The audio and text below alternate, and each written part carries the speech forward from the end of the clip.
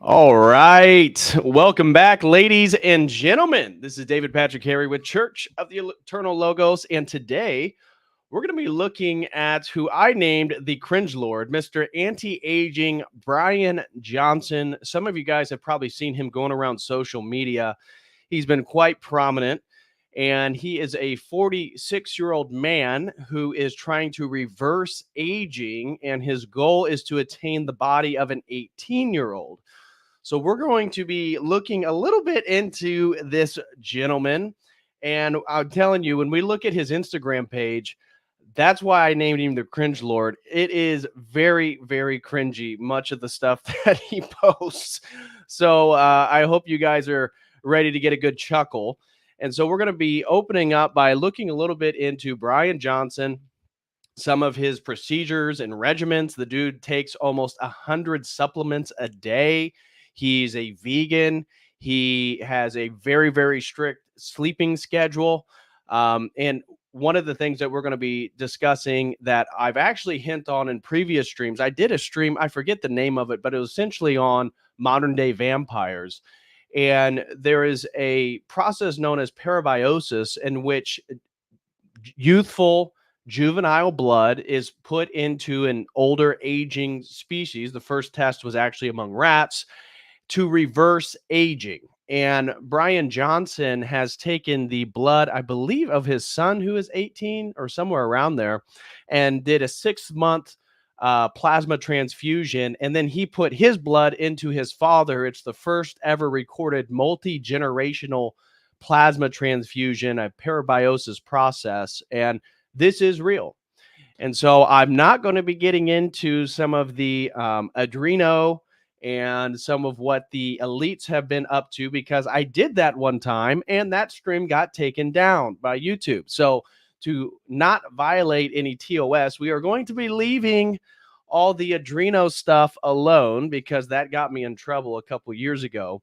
But I will be showing you guys academic papers on parabiosis and the fact that The homosexual billionaire Trump supporter Peter Thiel has a company called Ambrosia, which for a hefty little price of $8,000, you can get teenage blood transfused into your body so that it can also reverse aging. So I'm going to show a little bit of that. I'm going to show you a video of Bryan Johnson and him.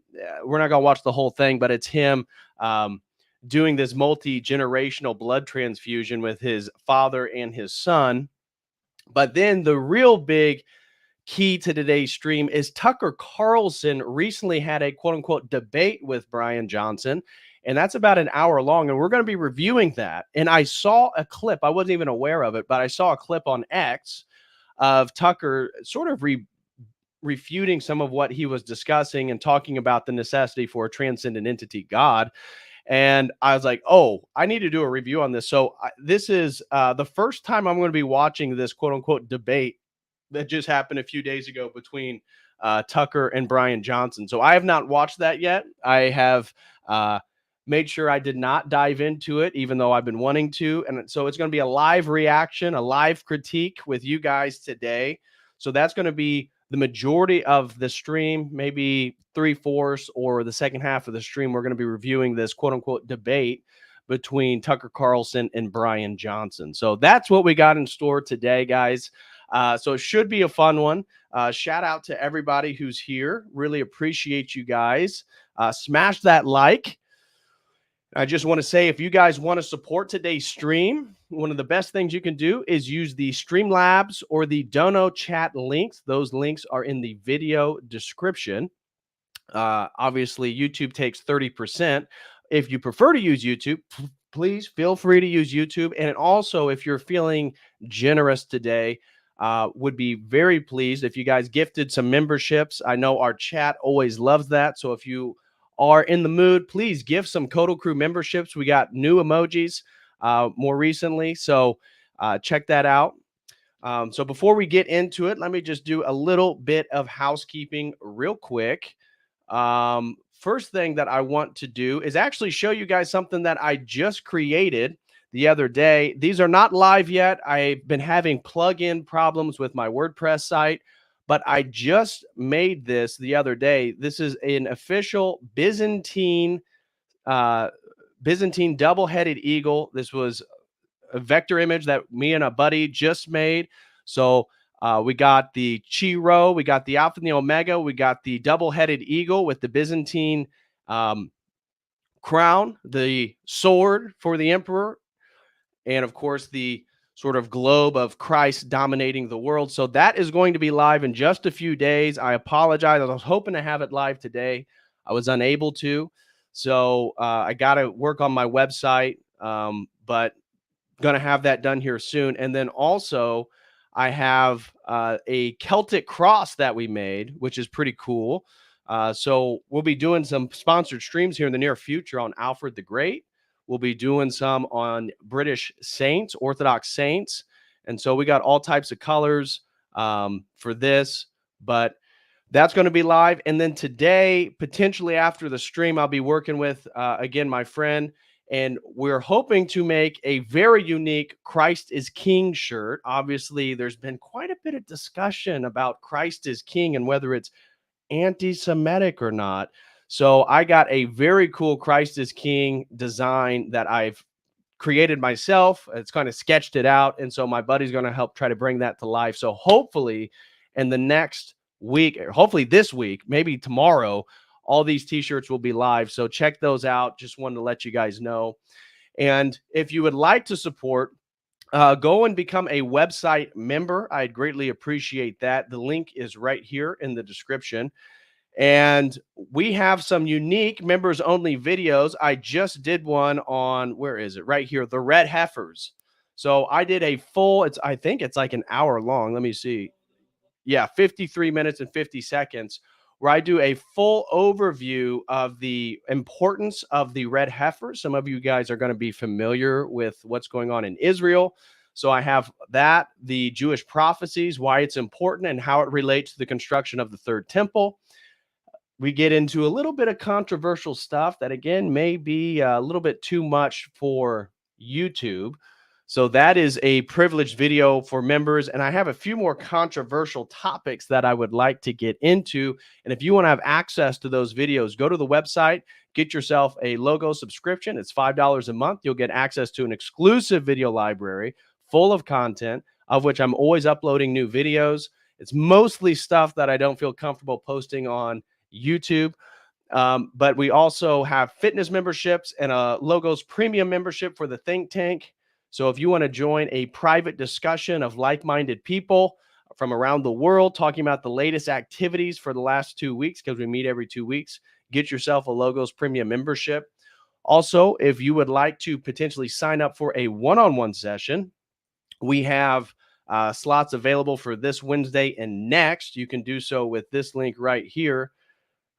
And I would appreciate that support as well. We can go for as long as you decide to purchase. And also, if you want to sponsor a stream, we got multiple sponsored streams in the works right now. So the next one will be a historical overview of democracy. Then I'll be doing the one by AC, the UFO deception by Father Spirit and Bailey. We'll be getting into Taoist monks and various things in regard to East Asian monasticism. And then we have one on Alfred the Great and British saints. So all that stuff is in the works. So if you do sponsor stream, it's going to be a few weeks. I apologize. It takes a while to do all the research for those. But if that's something you're interested in, please sign up at the website. Would be very appreciative of that as well. Oh, shout out to Andrew Wilson. I see he's in the chat. God bless you, Andrew. Hope you're doing well, brother. And oh, we got a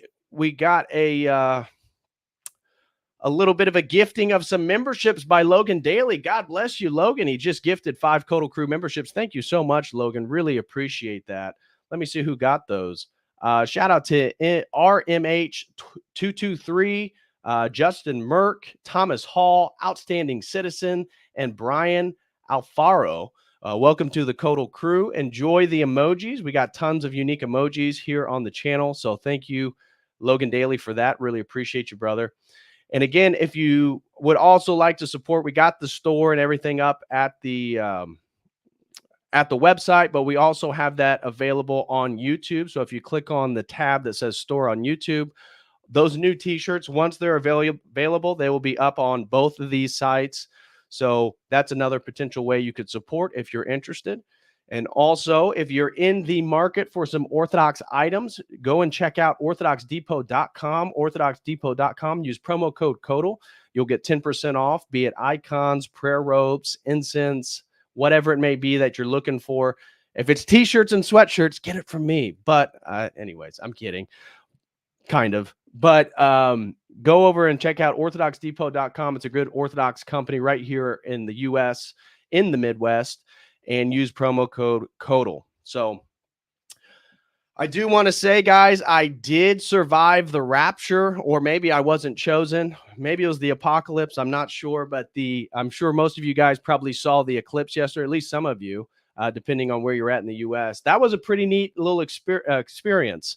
How it got so dark, the birds started chirping like it was dawn. It was pretty cool. So I hope you guys enjoyed the eclipse yesterday as well. But without further ado, let's get into today's topic. So Bryan Johnson, wait till I show you guys his Instagram. You are going to laugh, I promise. So Bryan Johnson, he has been really making the rounds on social media for his attempts to never die. So obviously this is right in my wheelhouse in regards to research for transhumanism, these attempts for immortality, of which he is a very prominent advocate of. Now, he's not so much in the philosophical or the academic sense of promoting these ideas. He's more of a guinea pig. And so he is 46 years old. He's a former Mormon. He's from Provo, Utah, and he's 46. His goal is to attain the body of an 18-year-old. And you'll see some of the extreme measures he goes through to try to reach these goals. He left Mormonism at the age of 34, actually about the time that he made $300 million. So he owned a company called Braintree, which acquired Venmo. And then PayPal acquired Braintree, which was sold for like $800 million, and Bryan Johnson received like $300 million of that. And so this is where he's spending his millions of dollars to reach immortality, but he's also selling all his supplements. So he has developed this project called Project Blueprint, where he believes he is trying to lay out the blueprint for how you will never die.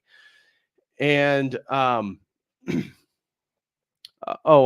Andrew said Church of Turtle Logo sent you a good day in the life video of Johnson on Discord.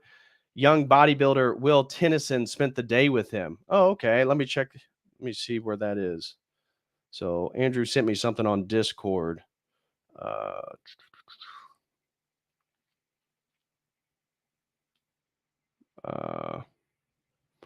I'm looking at my message with you, Andrew. I'm not seeing it in there.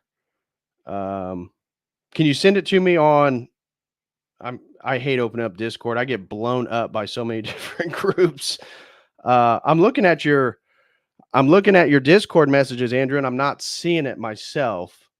But if you could send it, text it or send it again on Discord or Instagram, I'll definitely pull that up. We'll watch it. Oh, it's not Andrew. Okay. Oh, okay. Okay, sorry. Sorry, Crucible Clips. Sometimes Andrew hops in on that. So I'm not always sure. Oh, okay. I know who it is then. Let me check. Oh, I got it. Thank you, bro. Thank you, bro. I know exactly who's behind Crucible Clips. I got it. So I'll pull that up for sure. We'll watch that. And so I got another video again of him doing his plasma transfusion with his son and his father. It's the first multi-generational plasma transfusion. And so he is trying to reverse aging, and some of his protocol, if you will, is restricting his caloric intake. So he has a caloric restriction. He is a vegan, which is really interesting because some of the latest research I've seen on longevity that people have pointed out, like Hong Kong, for example, or Japan, where people actually eat a lot of protein. So I think Hong Kong has the most amount of meat or protein consumption in the world. They eat about a pound of meat a day.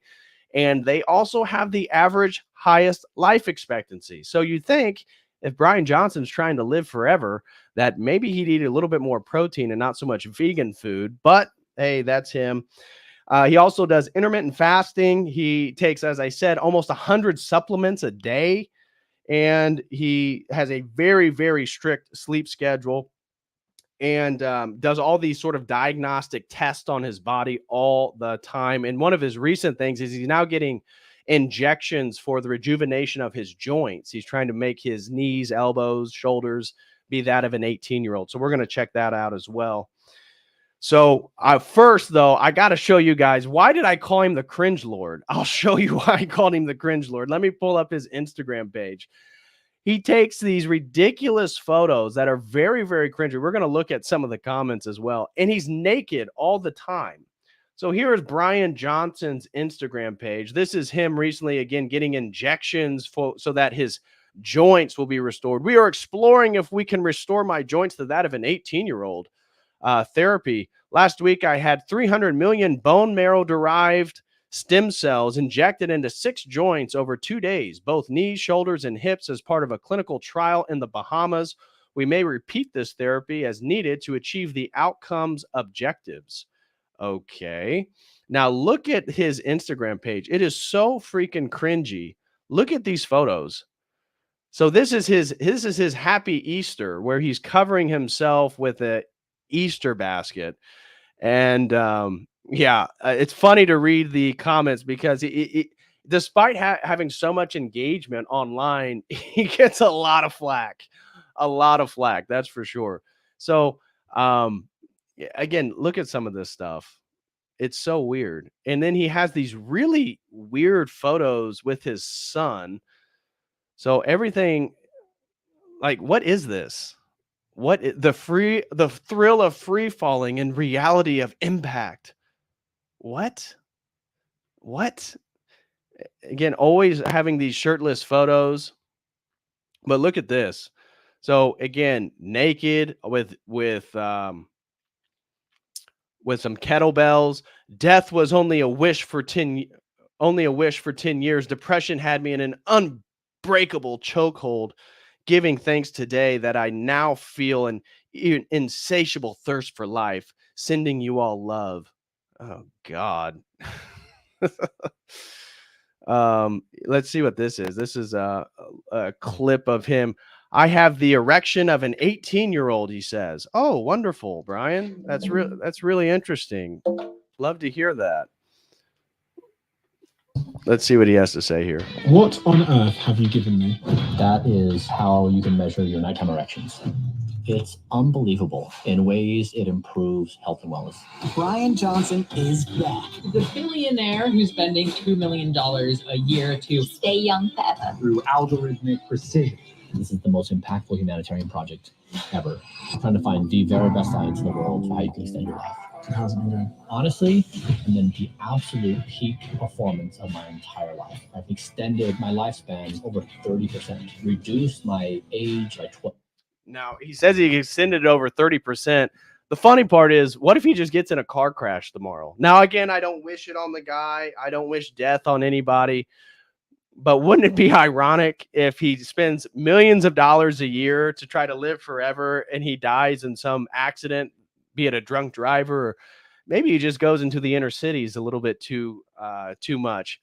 I don't know, but I don't want to say it'd be funny, but it'd certainly be ironic, would it not? 12 years, increased muscle and strength, and now 6 months of perfect sleep. I've accomplished the best sleep score in history. A demonstration of human ability, because if I can do it, everyone else can do it too. Every second of every day, we're all trying not to die. That's what we're doing as a society right now. It's not working very well. But if an algorithm could manage your health and wellness for you and achieve near perfect health, would you opt into that? Because we found it. But what can the average person do? One thing that works is... Really? Yeah, it's like the super of superfoods. There you go. That's not how you're meant to have that. And what comes next? The best is yet to come. COTEL. Kate, will you come on out? So you're the first woman on earth to follow Bryan's lifestyle. That's right. What's been the biggest sacrifice? Yeah.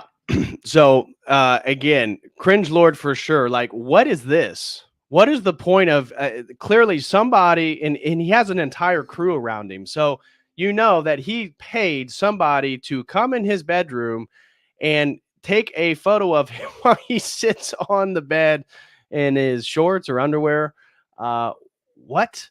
Breaking my own rule of not doing anything in my bedroom other than sleep. And by the way, I grew up in a rural town working a farm. Why am I now posting pictures of myself in my bed? What's going on? Just retarded. Absolutely retarded. So this is him doing like red light therapy. Again, he has all these sort of semi-naked photos. This is the chick that you just saw. She's the first female to take on the Project Blueprint regimen and protocol of Bryan. And so she is also trying to, quote unquote, live forever. So algorithms run the world. They will run us too because they're better at it. We will eagerly adopt. So he's very much a transhumanist. This is when we get into the debate with him and Tucker, which again, I have not watched yet, but it's on Living Forever and AI in the Existence of God, because he is a former Mormon. Again, God bless him. And so because of that, I believe, I have not watched, but from my understanding, he is like an atheist of some sort. So he denies the existence of God. And if you grew up Mormon, you know, you can't blame him entirely for that. We did a whole stream on Mormonism, and that's a wild rabbit hole itself. But he is essentially a transhumanist and is in favor of the coming of the AI God, because, as he says, we will eagerly adopt. How do we reimagine our identity wholesale to sleep into this exciting future, or to step, I'm sorry, into this exciting future, is what I wish they'd written about. Okay. So here's a little joke that he posted of somebody making fun of him. I am a very bored 45-year-old billionaire, and my goal is to reverse the aging process and live forever. This is the blood flow to my groin. Every morning I'm reborn as an infant. Breakfast is a bowl of supplements and a cold glass of blood transfusion. Then I wear the skin of a child prodigy and relearn the concept of object permanence. I take naps in my fridge to preserve my cells. For skincare, I submerge into an ancient bog to begin the mummification process. I sprint at the bottom of the ocean for 90 minutes a day without oxygen. Hey there, doctor. Biological age is officially 45. However, you do have nitrogen poisoning and cancer. So pretty funny. So I guess he has some sense of humor posted. But look at these photos he has with his son. So where is it? So this is his son. Like what kind of, I thought he was gay. So apparently he's not gay. I thought he was, looking at his Instagram page. I had to look it up. I was like, is this dude a homosexual? Apparently he has 3 children from an ex-wife back when he was Mormon. He gave up Mormonism, got a divorce, left them. I think he moved to California, and he was already part of this Braintree business, which he was able to sell and become a millionaire. And now he's a billionaire apparently. And he sells all these products. So if you go to his website here, you can buy his protocol and his blueprint stuff. He has all types of stuff you can purchase. And so he's making tons of money by promoting this lifestyle. So yeah, snake oil with every meal. And so what it is, I've already looked into it. It's virgin olive oil. So he claims to have the highest quality virgin olive oil in the world, and says that this heals and repairs the damage from eating. So he said, I recently found out that eating food actually damages the body. And so now I drink virgin olive oil, the highest quality, to repair my body so my body isn't damaged every time I eat a meal. And maybe it's from all your vegan food. But I mean, what kind of t-shirt is this? Like, it looks gay. It looks gay. What does he say here? I've listened to your feedback, observations, and scrutiny. Still don't care. Okay. Let's get to some of these. So here's again a photo of his dad. This was when they did the multi-generational blood transfusion or plasma transfusion. This is his son. This is him. And this is his dad pulling them out of a sand trap at a golf course. Give someone a hand and create a chain. And I love the bizarre photo. We need to talk about your hair health next. Yeah, his hair doesn't look very healthy. I love this. These pictures are so cringe. Wife beater shirts, really? How did you not get your asses kicked for doing that? Oh my gosh, yeah. So if you go through his stuff, he always has a lot of critics. But like, this is the one used for our thumbnail today, him and his son. This is him taking the plasma from his son to rejuvenate and reverse the aging process in his body. So my son, father, and I completed the world's first multi-generational plasma exchange. Once divided by mind, now united by biology. And we're going to watch the sections of this video. But look at this. This is a photo of him, his dad, and his son. Something strange is going on. Do you guys not agree? Very weird. Very weird. I love my dad. I'm very close to my dad. I can't imagine my dad holding me like this. And he also paints his nails quite often. So you can see his nails are painted. His dad's nails aren't painted. Looks like his son just took paint off his nails. And like, there's another one with his son, like having his arms wrapped around it. Like, look at this. One day, Talmage. Again, I don't know if that has to do with Mormonism. Does anybody know what the word Talmage means? That's the name of his son. Seems like a bit of a strange name.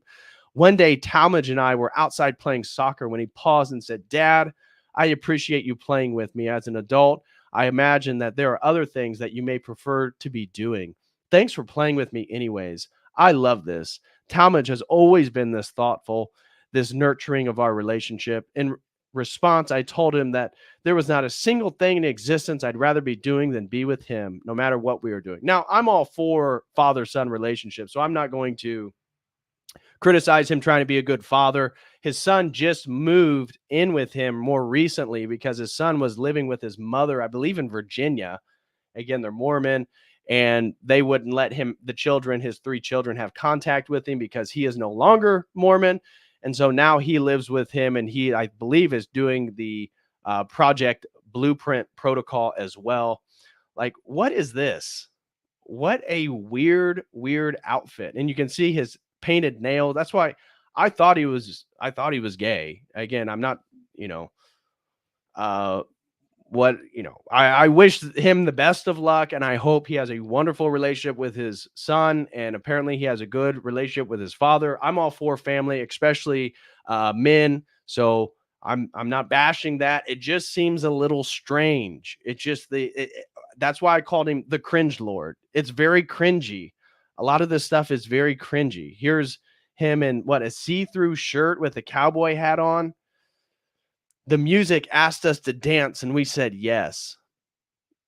Cringy, just pure cringe. Like, he's an absolute cringe lord. What? What? Oh my gosh. Shout out to Marcus Antonio, just gifted 5 COTEL Crew memberships. Thank you so much, Marcus, brother. You and Logan Daly, thank you guys for your support. Really appreciate that. And Blue Skittle just renewed his membership, 5-month COTEL Crew member. He says, Legion having the time of their lives inside this homie. Yeah. Well, we'll find out more, because the little clip I saw, like a 20-second clip of Tucker Carlson like confronting him on the fact that he doesn't believe in God, and that there needs to be some type of transcendence for the meaning of life. So we'll see how demonic his worldview is, but I suspect, like you do, Blue Skittle, that Legion is having at it inside this man. So I can get workout stuff like that, but just some of these photos are just a little bit, cringy. Like, what is this? What type of outfit is that? I don't get it. This is him doing it would be fair to categorize me as energetically interested in my children's well-being. Energetically interested. What does that mean? Like, are you interested or are you not? This is in part motivated by correcting the sugary cereals, sun exposure, and excessive decibels that dominated my childhood. It pains me to contemplate the sustained damage to my body and mind in these early years. However, convincing someone to believe in something that they cannot see, i.e., damage, is harder than it seems. Asking the kids to wear sunscreen during their midday sporting event would inevitably produce an eye roll. Me, kids, please remember to apply sunscreen. Kids, Dad, we'll be outside for an hour total. Me, the UV index is 9.7 today, kids. The kids, UV sim index, Windex. Me, straight face emoji. Okay. So I'm actually more of the opinion that sunscreen is actually damaging. Have you seen all the recalls lately in regards to sunscreen and having carcinogens and stuff inside of them? So I'm not so sure about sunscreen myself. I typically don't wear it, but maybe that's why I'm aging. Maybe that's why I look so old. I don't know. So maybe he's doing something right. But at the same time, I'm trying to not be afraid of death. Like, look at this. Totally butt naked, sitting on a stool, stripped naked of mind. We are washing machines because they're superior to hand wash. We use washing machines because they're superior to hand washing. We use digital navigation systems because they're better than a printed map in our laps. We use Chat GPT because its emergent abilities are superior to existing tools. Sometimes we excitedly race into the future. Other times the future pulls us forward as we kick and scream. We take credit for seeing the future and forget that we've ever opposed it. Okay. So again, and this is his, let me share the link for his Instagram page with you guys. So if you want to find it, there's a lot of Bryan Johnsons on Instagram. It took me a minute to find his Instagram page.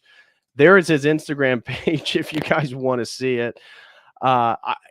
If somebody said he's so pale, he looks like he's unhealthy. Maybe so.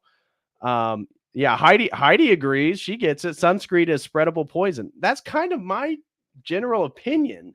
But I know that's a bit controversial, and I don't have a ton of science to back it up, so I'm not going to try to defend it right now. Here's him talking about his calories. Let's see what he has to I say. eat more than 70 pounds of vegetables a month. There's not a lot of scientific literature that is discouraging people from eating vegetables. I only eat 1,957 calories a day. There is not a lot of scientific literature that says eat as many calories as you want. So the principles I mostly am working on, they are applicable to most people. People can dial this in with much more specificity to say, like, they've got a high cholesterol issue or they have this kind of issue, and they can then do things specific for that, but the basics are comfortably suited for most everyone. I eat more than 70 pounds of... So you can see, okay, he is vegan. So at least from my understanding, that is contrary to what I know as beneficial to longevity, but hey, each their own. Like, look at this shirt. What the heck is this shirt? I'd ask what you think, but I really don't care. Heart hands. Kind of gay. Kind of gay. Now, apparently he's not. Again, he has multiple children. He has an ex-fiance. I watched one video that tried to sue him for, what was it, $9 million or something. Apparently he just recently won this lawsuit. Let's see what this is. Okay, great. Yeah.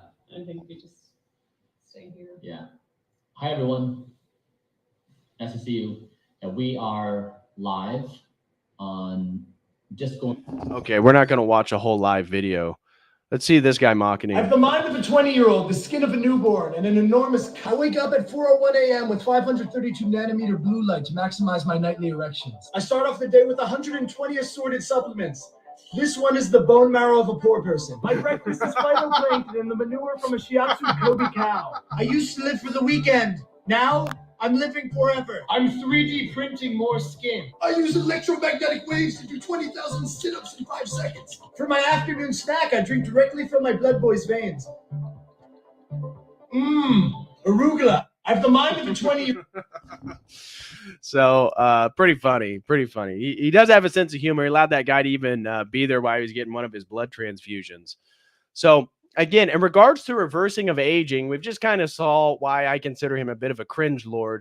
But the idea that you can actually take youthful blood and inject it into yourself to reverse aging actually has a scientific basis. Now, as I said, I talked about this previously in a stream that's not up in regards to, there is one on vampires where I speak specifically on the Ambrosia startup company that by Peter Thiel, where for $8,000 you can purchase the blood of somebody. That's what this article right here is about. Ambrosia, the startup harvesting the blood of the young.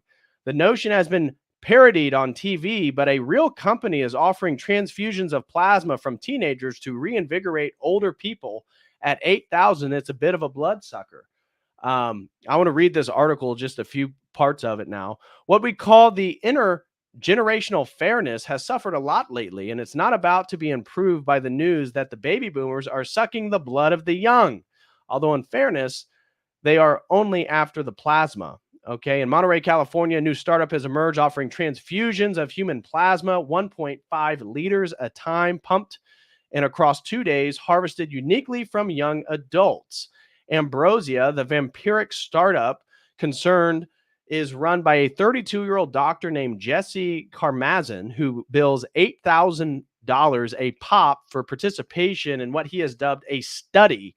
So far, he has 600 clients with a median age of 60. The blood is collected from local blood banks, then separated and combined. It takes multiple donors to make one package. It's no coincidence this scheme is based near San Francisco. Of course not. The idea has become faddish in tech circles. While anti-aging products usually hold more appeal with women, 2/3 of the more than 65 participants have signed up for this trial are men. Mike Judge's Silicon Valley sitcom recently parodied the notion, with arch tech guru Gavin Belson relying on a blood boy following him around to donate pints of sticky red in inopportune moments. The fictionalized account may be well based on real-life adventures of Peter Thiel, the PayPal founder, who has expressed interest in having transfusions. He and his various other thinkers who radiate outwards the death-evading transhumanist movement are fascinated by heterochronic parabiosis, the sewing together of two animals in order to create a living chimera. Studies going back decades show the regenerative effects of one organism being joined to another. In the 17th century, Robert Boyle of Boyle's law suggested replacing the blood of the old with the blood of the young. Now, Boyle's also, he was the leader of the Royal Society. And I've talked previously, actually, this is the chapter I'm writing on my research right now, is tracing an old idea, the transhumanist idea, some of their presuppositions of progress, creating a new species of human.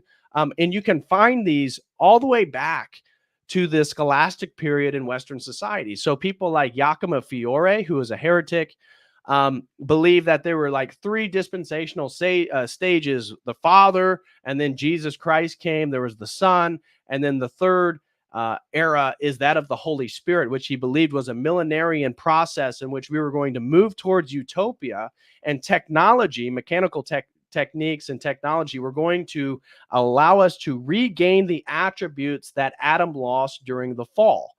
And so in my research, writing a dissertation on transhumanism and how it compares with theosis of the Orthodox Church, it's so subtle. And I do believe that this whole transhumanist ideology actually does come from these heretical forms of Christianity. And you can point to Giacomo Fiore, you can point to Roger Bacon, you can point to then moving past the Renaissance into the 16th century, the most magical century in European history, where alchemy and Hermeticism and all these different Kabbalistic traditions were ignited. The Rosicrucians, for example, we did a whole stream on Frances Yates and her book, The Rosicrucian Enlightenment, talking about this belief that they were going to sort of synthesize Christianity, Hermeticism, and then the natural sciences and technology was going to allow us to re-enter the Garden of Eden and regain these attributes that have been lost.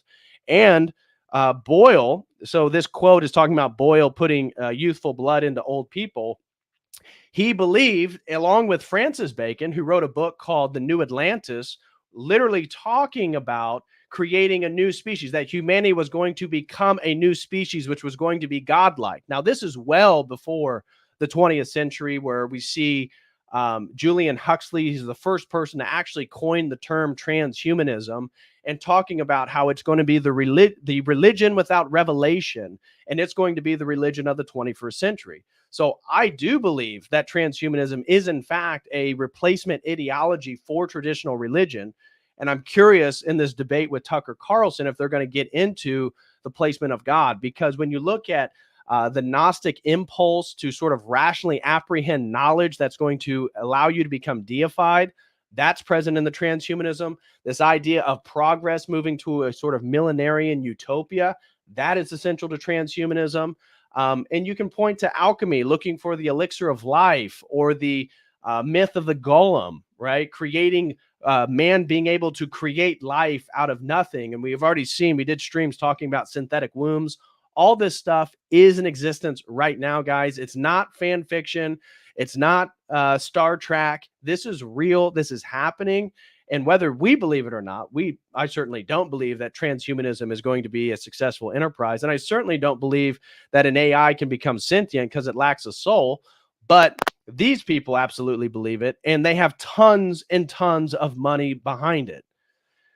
And so in 2012, the University of Cambridge's Dr. Robin Franklin led a group that showed blood from young mice could replace myelin sheaths, crucial for combating MS in older mice. But it was in 2014, a Harvard report that seems to have kickstarted the present revival of interest in transfusions. There, scientists injecting old mice with plasma of younger generations found it improved their memory and their ability to learn. Conversely, injecting old blood into the young seemed to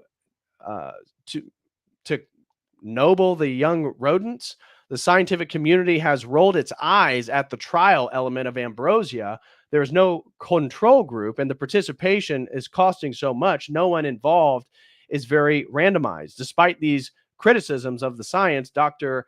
Karmazin is still reporting positive results. His team has found that the levels of carcinoembryonic antigens fell around 20%, as did the level of amyloids, protein involved in cancer and Alzheimer's disease, respectively. Now you'd say, okay, So it's one company, but here's another article again discussing it. I'm not going to dive too deeply into this. But here are academic articles literally talking about it. So this is from the National Library of Medicine. This is a PubMed Central, and it says The Fountain of Youth, a tale of parabiosis, stem cells, and rejuvenation. And here's the abstract. Transfusion, or drinking of blood or its components, has been thought as a rejuvenation method since ancient times. Now, again, not going to get into the adreno question and the ancients and some of these satanic rituals that have been allegedly speculated about, because I did a stream specifically on adreno a couple years ago, and that got flagged and got me a 3-month little timeout with YouTube. So we're not going to be diving into that. Maybe I'll do that over for the members. But it says parabiosis, the procedure of joining two animals so that they share each other's blood circulation, has revitalized the concept of blood as a putative drug. Since 2005, a number of papers have reported the anti-aging effect of heterochronic parabiosis, which is joining an aged mouse to a young partner. The hallmark of aging is the decline of regenerative properties in most tissues, partially attributed to impaired function of stem and progenitor cells. In the parabiosis experiment, it was elegantly shown that factors derived from the young systemic environment are able to activate molecular signaling pathways in hepatic, muscle, and neural stem cells of the older parabuoyant, leading to increased tissue regeneration. Eventually, further studies have brought to identify some soluble factors in part responsible for these rejuvenating effects, including the chemokine CCL11, the growth differentiation factor 11, a member of the TGF beta superfamily of oxytocin. The question about giving whole blood or specific factors in helping rejuvenation is open, as well as mechanisms of action for these factors deserving further studies to be translated into the life of old human beings. Now, again, I'm sure if some of you guys are more conspiratorially minded like myself, this is another article looking at young blood to treat diseases in the aging, that there's been a lot of rumors about this sort of black market for youthful blood. And there's allegedly scenarios in which very powerful people are not only kidnapping children and potentially participating in sexual relationships with very young adolescent individuals, but also then siphoning their blood. There was a video that surfaced, I forget, you can probably find this on Twitter. There was a billionaire from Canada, and he's literally talking to black women about getting them pregnant and then aborting the baby so that he could have the fetal tissue and the stem cells. And he was willing to pay them a massive amount of money for them to do this. So we have on camera at least one billionaire openly discussing doing some of this stuff. So very, very strange. But here is the video that I want to show you guys. So this is, Will My Son's Blood Make Me Younger? This is from Bryan Johnson's YouTube channel. Physically fit donor can significantly retard the aging process.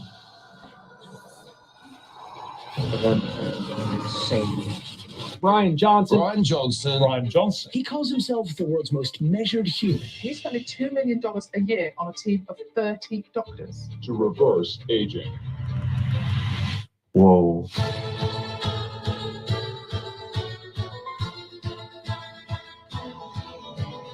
They called out the bomb squad. They brought the dog. Wow. As far as I know, it's the first time this has ever been done. You ever done a multi-generational exchange? Ever? If you start to feel like your eyes start to itch, that's the first sign of a reaction. What?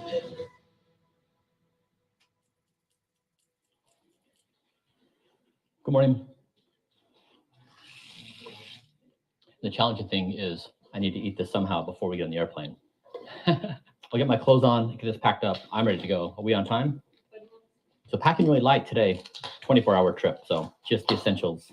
And this, I'll show this to my dad and say, hey, Dad, you're going to get this tomorrow in your plasma. At Blueprint, we have. Those are a handful of pills that he takes regularly, and you can see his nails painted. What is with the fascination of people lately painting their nail? Oh, I don't even have it up, do I? Sorry, guys. Let me pull that back then. Well, the science is actually pretty fascinating. Regular transfusions of the blood of a younger, physically fit donor can significantly retard the aging process.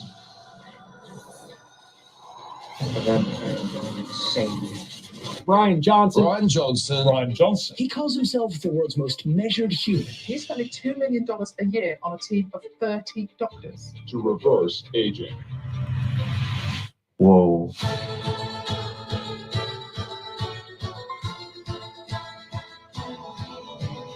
They called out the bomb squad. They brought the dog. Wow. As far as I know, it's the first time this has ever been done. You ever done a multi-generational exchange? Ever? If you start to feel like your eyes start to itch, that's the first sign of a reaction. What?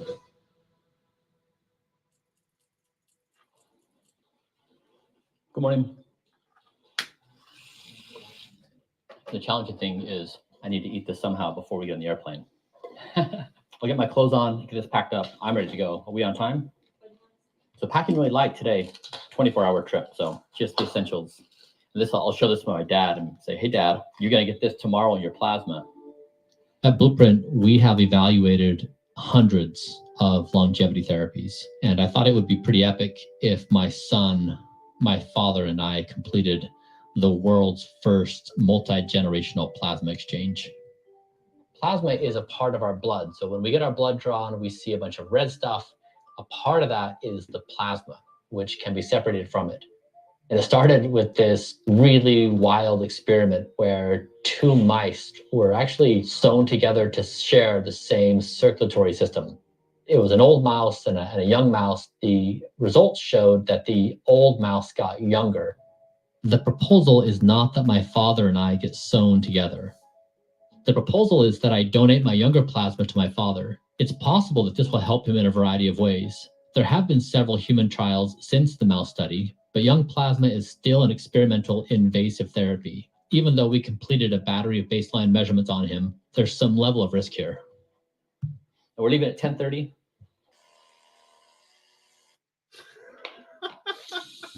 Toshki said he looks like a serial killer. You know what? I might just rep the merch. Nice. A year ago, I was living with my mom in Virginia, and I had grown up in a religion for all my life, but I'd never really been into it. And a couple years back, my dad actually had left the religion, and he was sort of the outsider kept at bay by my siblings and I because he didn't check the religion box, he could not be trusted. I started to develop a relationship with my dad, and we began working on practical things together, like my homework. And slowly I began to develop a trust for him because I saw that in the areas he's helped me in life, he has had a good track record at helping me succeed. And so that sort of bled into other areas of my life. And eventually I came to the conclusion that I wanted to leave the church I grew up in and come out to California to live with him. And it was the best decision I've made in my life.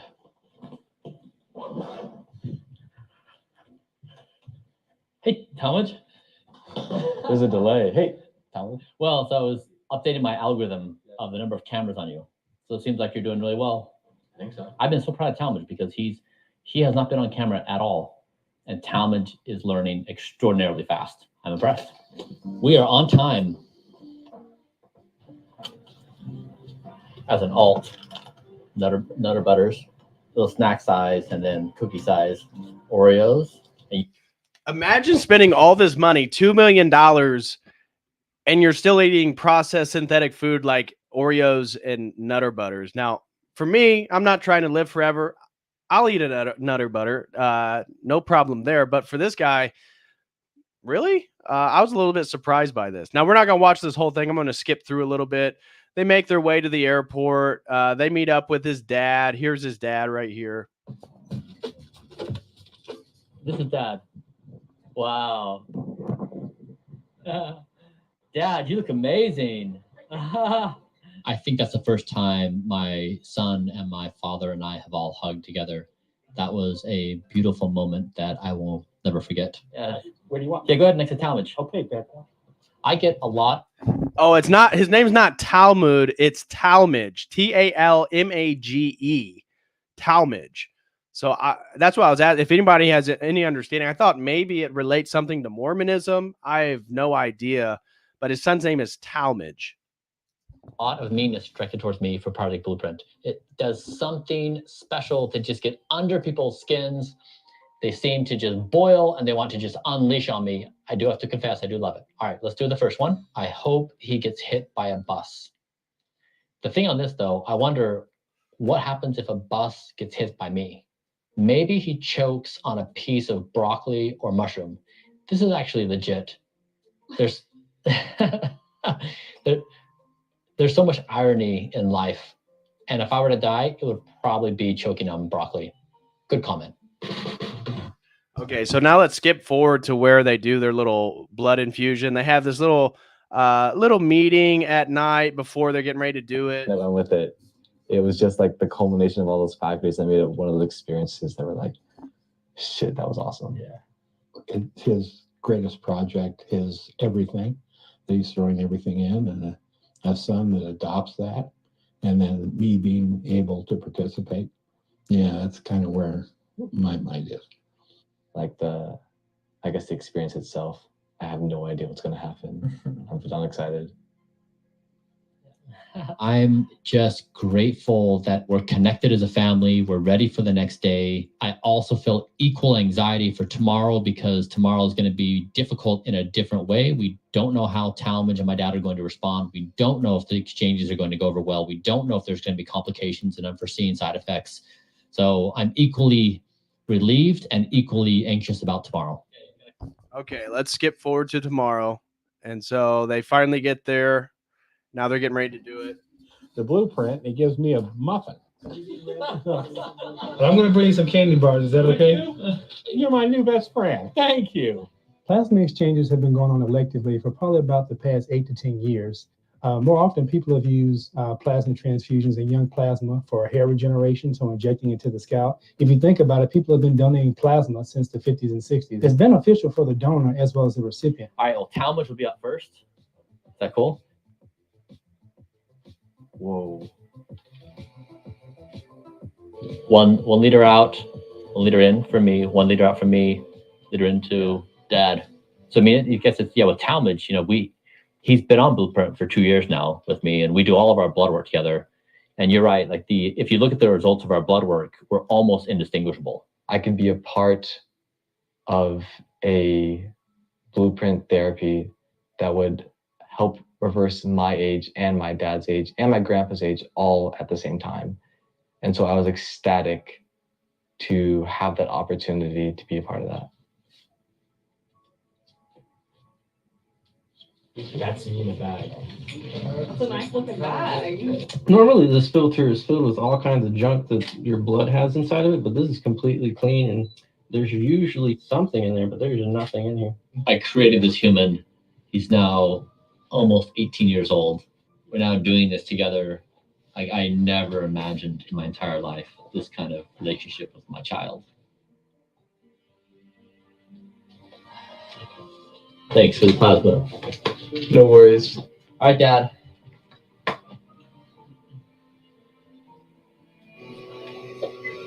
Get down here. Let me give you a hug. There. I don't want to ruin your needle. You're not going to ruin my needle. And there are parallels in my childhood and also Talmadge's childhood. My parents divorced when I was 3 years old. My father was understood as this ostracized, outcast person. He didn't help himself with some of the struggles he had in his life, where as a child, and I'm trying to process who my dad is and what he's doing. And, you know, this is not a judgment on my father. He's had his own life journey. That's fine. Ironically, I lived a similar version with my children. You know, Bryan has been a magnificent kid. Through the problems that I had, he was always the one that would reach out. But, you know, there's still that hurt. And so Bryan now went through where he faced physical symptoms everything in his reconciliation. And he had to pull himself apart. And so as he's gone through that process, then he's been able to look at me and say, I get it. You know, it was not an act of cruelty, misjudgment, you know, lack of character. Okay, so that pretty much does it. They get up after it and they hug each other and then they all fly off back home. So there's that. I do want to show he has a video This right one. here who kind of highlights why he's spending all these millions to be 18. And then due to request, we'll check out the Will Tennyson video real quick. And then we'll get into the actual debate between Tucker Carlson and Bryan Johnson regarding everything that he's doing, the existence of God, AI, and all this different stuff. So let's check this out real quick. This one is metformin. This is given typically to diabetics. It's been also taken off label for longevity purposes. The people who I admired the most did things typically over a multi-decade time frame. People who in their time and place, they survey the landscape of things that they can do, and they identify the thing that can barely be seen and say, I'm going to try to do that thing.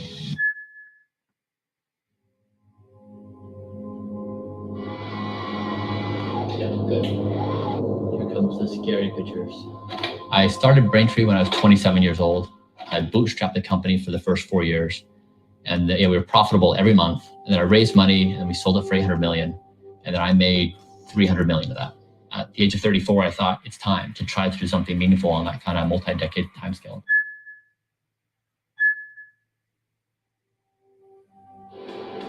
My objective with Blueprint is to demonstrate aging escape velocity using the best science, trying to do all the appropriate interventions to neutralize my aging process.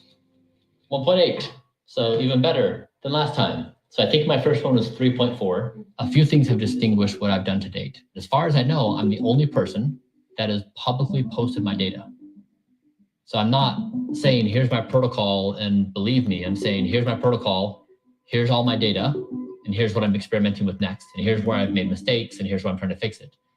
It's really a stacked process of maybe 100 different things I do, because you have to think about the body in its entirety. 118, is that right? Mm-hmm. How the heart ages is different than how the lungs age, and how the lungs age is different than how the brain ages. You have to really think about it from a holistic perspective. So it's the common things like diet and exercise, but it's also a much broader consideration. And so I have a team of doctors that I work with, and we just go through this rigorous process of measurement, gold standard science, implementation, measurement.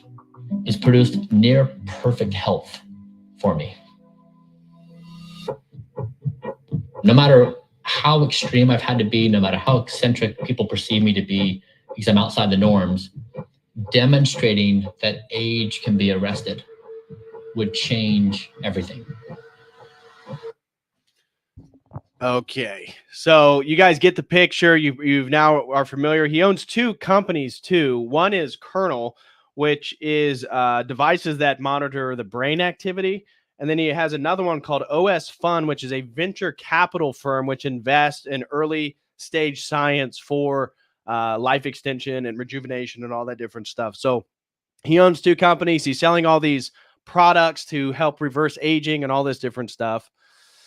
Before we go any further, I want to give a special thank you to K-Dot. Throws in $5. He says, damn, this is interesting. Plus, I became a website member. Oh, thank you so much, K-Dot. Some great videos on the website. Well, thank you very much, K-Dot. I appreciate that, my man. I try to tell people I got good stuff over on the website. And so if any of you guys are interested in seeing what K-Dot's referring to, again, check this link out. Just for $5, you get access to an exclusive video library. Would really appreciate that. But thank you so much, K-Dot, for becoming a website member. And he just became a COTEL crew member. Thank you very, very much, K-Dot. God bless you, brother. All right. So the other thing, due to request, I think we can check out the Will Tennyson video of him trying to do Bryan Johnson's protocol before we get into the Tucker Carlson. So let's pull that up. Here is, okay. So here is the video right here. This is Bryan Johnson, the world's most measured human. After selling his company for $800 million in 2013, Bryan has been investing millions to slowly reverse his aging, setting a world record by reducing his epigenetic age by 5.1 years in 7 months. This year, he's turning 46, but thanks to a $2 million per year regimen, that will only be true on the calendar as his body approaches 18 instead. Today, I'll be seeing how to keep my body forever young. It is 5 a.m. This is when Bryan and other paranormal creatures naturally rise to start the day. I don't think I've ever shown up for a collab this early in the morning. Hello? Now we're going to do HRV therapy. Your nervous system has a fight or flight mode where you're just... I'm permanently on that. Okay, yeah. Because I drink so much coffee. Okay, so the fight or flight is like high stress. Right. You're running from the lion in the savannah. Mm-hmm. You want to spend most of your time in a low stress, I'm good environment. It's just going to be electrical stimulation. I feel like the results might scare you a little bit. So there's no results. It's just you can go up in intensity until you feel a light tingling.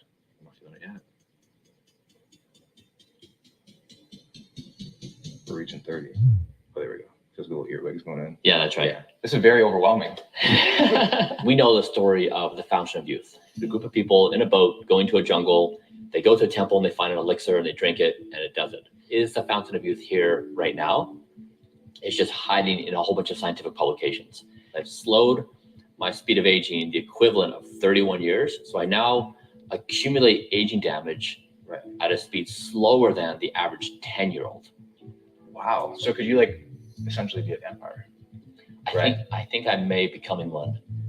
I think you might be. Yeah. I think I might come back and I'm like gonna be like on a cane and you're gonna be like, hey, Will, like I'm like, I can't do this anymore. I'm going to take 5 tablespoons for this, but I'm acclimated to it. And I'll give you... Oh, you don't think I can handle it? Well, no, so it's not about being able to handle it. You might be spending time in the bathroom. So your call, you know? Yeah. You're choose your own adventure. It looks quite intimidating. It does. I'm going to take about 60 pills. So it's easier for me to swallow pills. 60 pills? Yeah. Actually? Yeah. Oh my. Do you have a name for this drink? This is the Green Giant. The Green Giant? Yeah. Okay. It sounds like it's going to come out as fast as you ingest it. Do you enjoy this drink? I love it. You love it? I do. Really? Okay. Yeah. What does it smell like?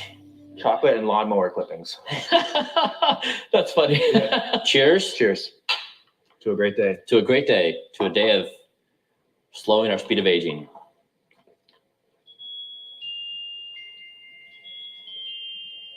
It tastes effective. That's a great statement. I've never heard someone say that. It's like I think the cocoa is like doing God's work right now. It's really like saving it. But I'm actually, you know what? I drink it, like the more it kind of settles in, like I'm actually, it's quite nice. Yeah. So these are all the pills? These are morning. These are lunch. So it's 105 pills a day? Mm-hmm. You're finished eating at 11? Mm-hmm. Really? So like, what's like the purpose for the rest of the day? Yeah, fasting. Fasting. To induce autophagy. So your body's trash collection processes. Do you ever like, you know, crave a donut or like spike like age you or anything? Or? Can't imagine doing it. So if it's your birthday, it's just same thing? Yeah. Let's imagine we say, what is the future of technology in 20 years? We're both going to assume it's better. If we say, what is your and my future in 20 years? We have an implicit assumption we're going to age, decay, and decline. We do not assume we're going to get better. Right. What if that changed?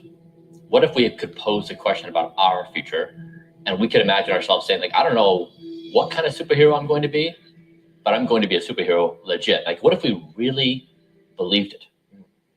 You're gonna be in the Avengers. I'm a little nervous about.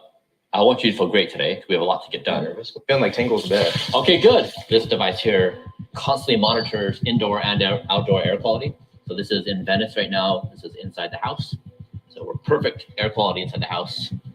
Wow. I feel like I'm just not doing enough right now. Well, today's kind of sad. Today's a start. Yeah. I think I kind of want one of those now. One day it spiked to red because there was a warehouse fire downtown LA. Yeah. In a some industrial area. Did you only go outside when it's good? Yeah, when it's bad, I don't go outside. And how often is it bad? Like, have you ever spent like a week like in your home? No. No, okay. If I was a kid going to school, I'd be like, Mom, I can't go. The air quality, I can't leave the house. Yeah. I've been working on my lung capacity. Be nice to the bug. I was just waking up. He's groggy, right? Good morning. He needs a green giant. Yeah, yeah. When I see a sled, I get a little bit scared. Why is that? Because it's really hard. But you know what? Santa has a sled. And he lives forever. So there's definitely a correlation here, I think. Santa's got high BMI. Look at his legs when he's pushing back. It's like separation. You're so ripped, man.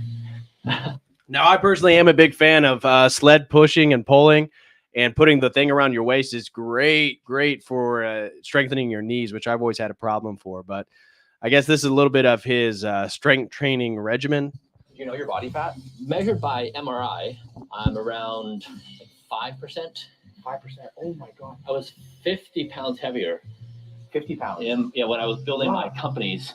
Okay. I was just doing everything bad. Europe. Do you train 7 days a week, or do you have an off day or anything? Every day. Every day. So no like about like muscle recovery, nothing like that? Okay.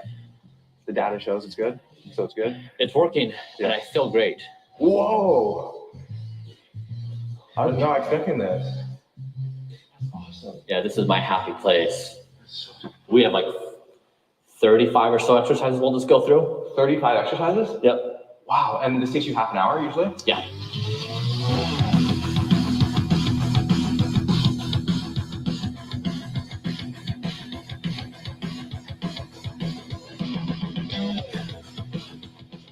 I don't know the way to do this. I'm so inflexible. I really don't take care of myself. Whatever you can do for comfort. How'd you get all the way down, man? That's impressive. Oh, the hamstring. Wow. You're incredibly flexible. Oh my God. Is that something that's taking a long time? It's taking a long time. Yeah. So this one in particular really hurts. Oh God. Oh. And then exactly. Yeah. How did you do that? You're like a human slinky. Oh my God. Yeah, whatever you can do. They're painful. Yeah. 15 of those. Calves. How do you operate this machine? And then 50 would be in danger if they dated me.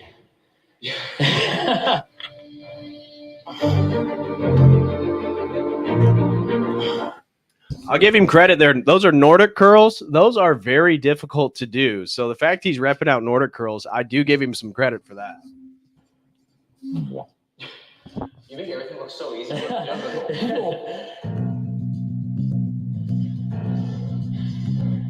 I'm in 5th place right now. I hope I don't ruin a record for you or something. I'm gonna try to catch up. You can do it, Will. You got this. There you go.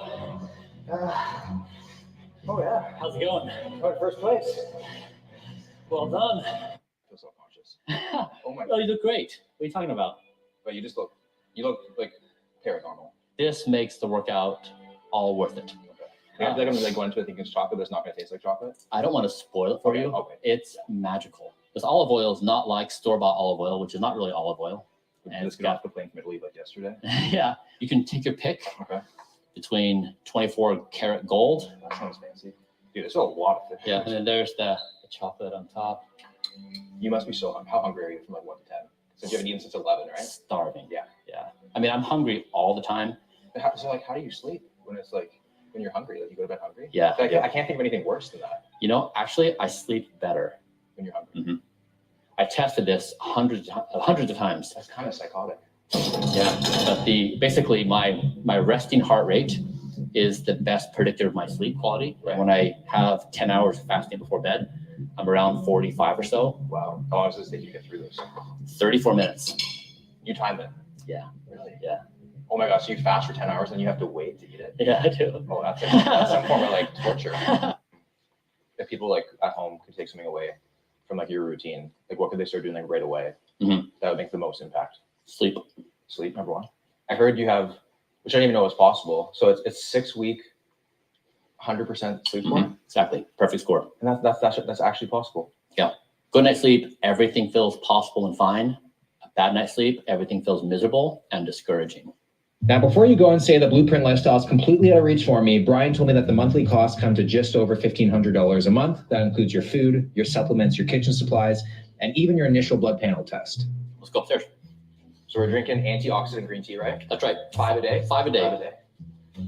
Welcome to the future. May cause loss of age. Right. Hey, Alexis. Okay. This is the Blueprint Clinic.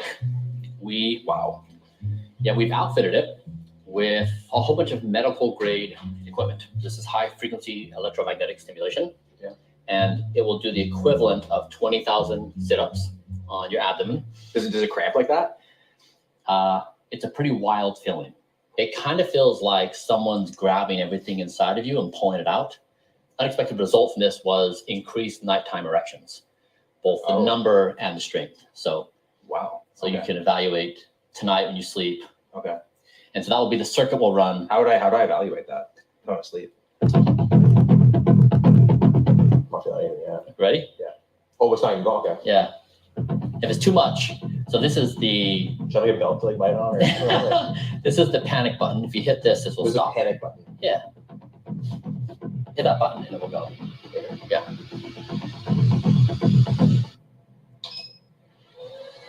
Oh, okay. Oh, there it is. Whoa.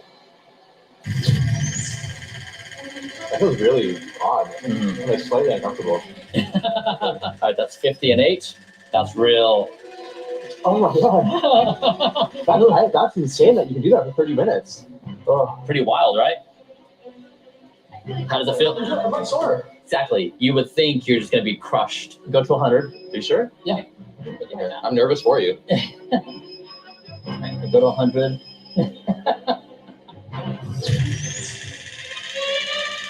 Good? Good. Have you noticed it develop your core a lot? Yeah. This one. Did you guys notice his skin? It looks like Bryan Johnson's got some discoloration on his skin. Did you guys see that? I'm wondering what that's from. We can go max strength right off the bat. Are you sure about that? Yeah. Yeah. You ready? Yeah. Boy, there it is. Could this replace Viagra? And normally you would take your shorts off too. We'll keep the shorts on today. Then you can put your arms down right there. Okay, somebody said the discoloration is from the scarring from lasers. Ah, that makes sense. That makes a lot of sense. Oh. Whoa. This will help your skin health, overall energy production. A lot of times when people are trying to accelerate wound healing, they'll use red light therapy.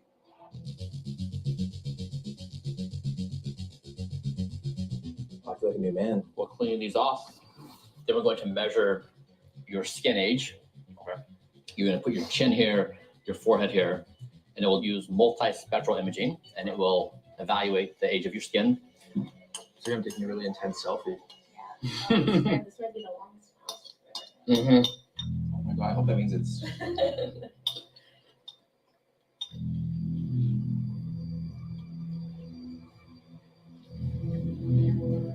Maybe it thinks I'm already dead.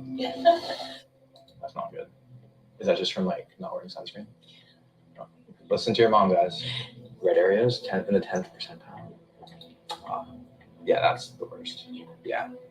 You can't see that with the naked eye. This is a medical grade laser that's used to treat a variety of skin health conditions. So it's just to improve skin health. Like, for example, I showed you before, this is a result of some full body laser therapy. Okay. So this is a weekend on the healing process.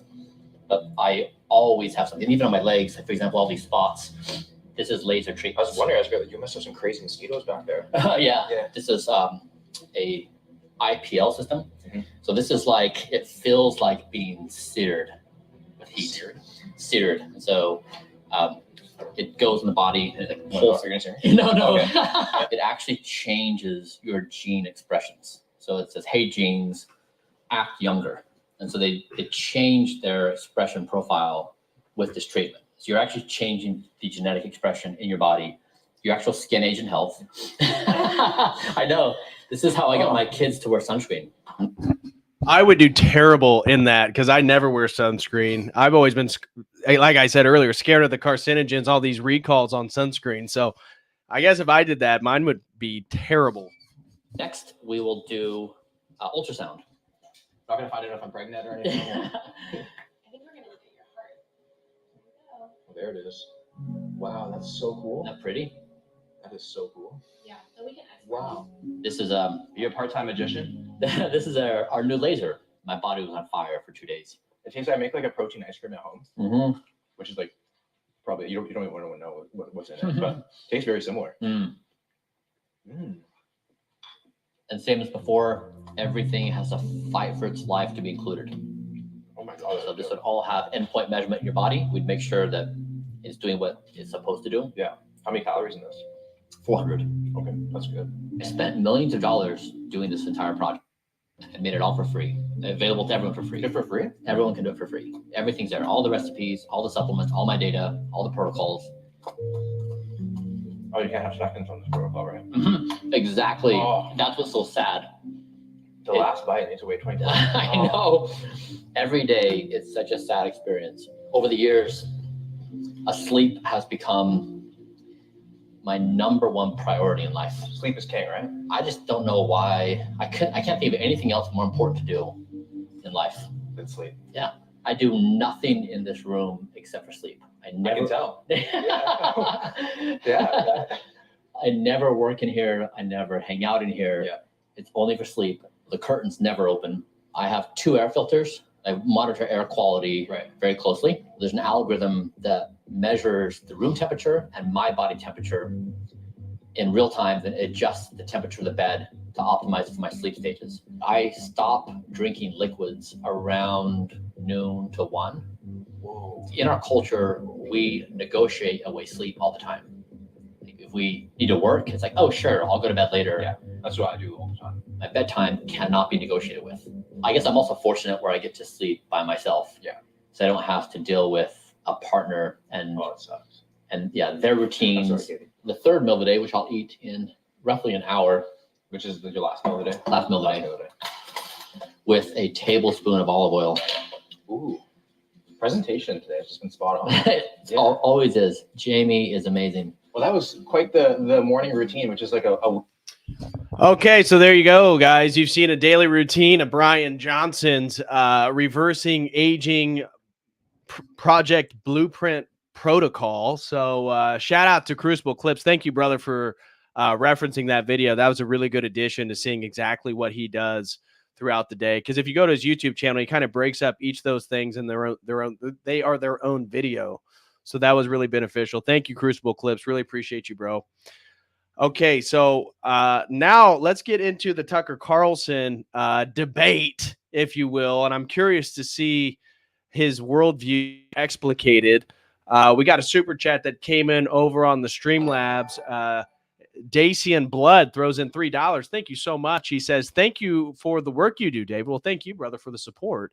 He said, your channel helped me a lot. Too bad I didn't discover it sooner. Well, thank you. I'm humbled if it helped in any way. And thank you, brother, for the support. Really appreciate that. Is this guy Emmanuel Macron's wife? Yeah, Macron's husband, you mean? I think it's pretty conclusive at this point with everything that's come out that she's a tranny, as allegedly Michael Blackman, or sometimes referred to as Michelle Obama, might be as well, but that's just allegedly. So thank you so much, Dacian. Really appreciate that. Let me check the dono chat. Okay. So guys, if you want to show some love and support, we're getting ready to get into the debate now between Bryan Johnson and Tucker Carlson. Feel free to send in a super chat over on Streamlabs or the Dono chat, or if you prefer to use YouTube, feel free to use YouTube. Dean Lim 2 throws in $5. He says, was there a clue of reasoning why he ought to arrest aging other than narcissistic reasons? Well, I think he is very narcissistic. Clearly, that's why he doesn't have a partner. I think he chooses not to. I'm curious if he even had sex. He was talking about, that abdomen therapy helping with massive erections. Like I don't even know about his personal life. As I said, he's kind of sketch, a little sus. If you go to his Instagram page, a little sussy, if you asked me. Marcus said his dad is his partner. Shots fired. Shots fired. Slow boy whiteboard says nobody needs Big Mike in the public eye. Her and Hillary need to go to Nibiru. Yeah. Oh, shout out to Wicked Wally. Our brother Wicked Wally throws in $5. Says, imagine having to wake up every day to an iPhone.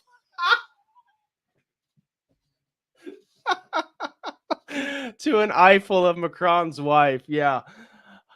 Well, she probably has a bigger one than he does. But yeah. Wicked Wally. That's hilarious, bro.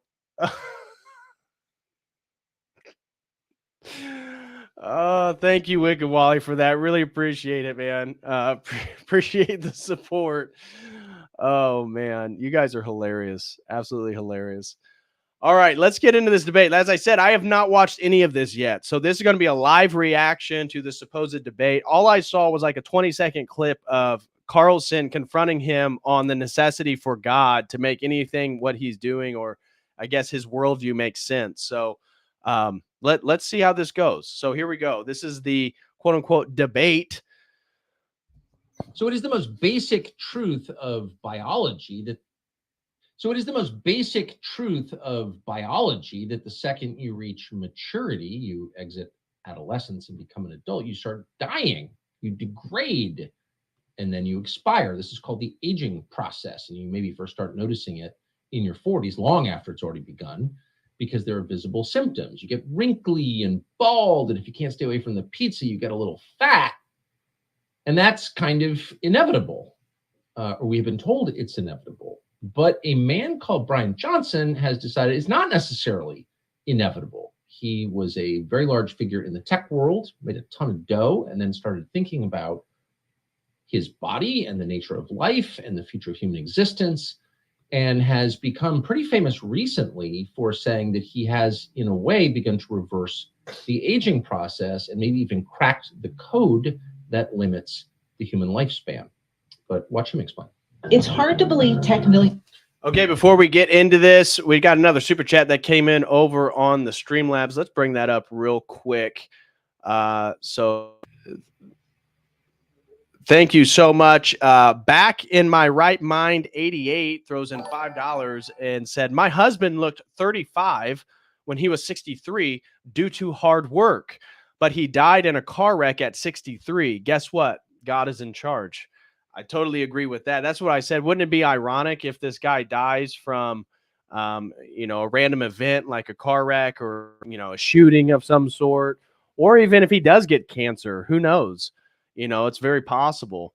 But one of the doctors that I saw criticize Bryan Johnson's protocol highlighted that aging really has more to do with your genetics than anything else. And so despite everything he's doing, he was very critical that this stuff was going to extend his life as intended, and said that genetics has more to do about it than anything. I'm sure there's steps we can take to aid the process, but yeah.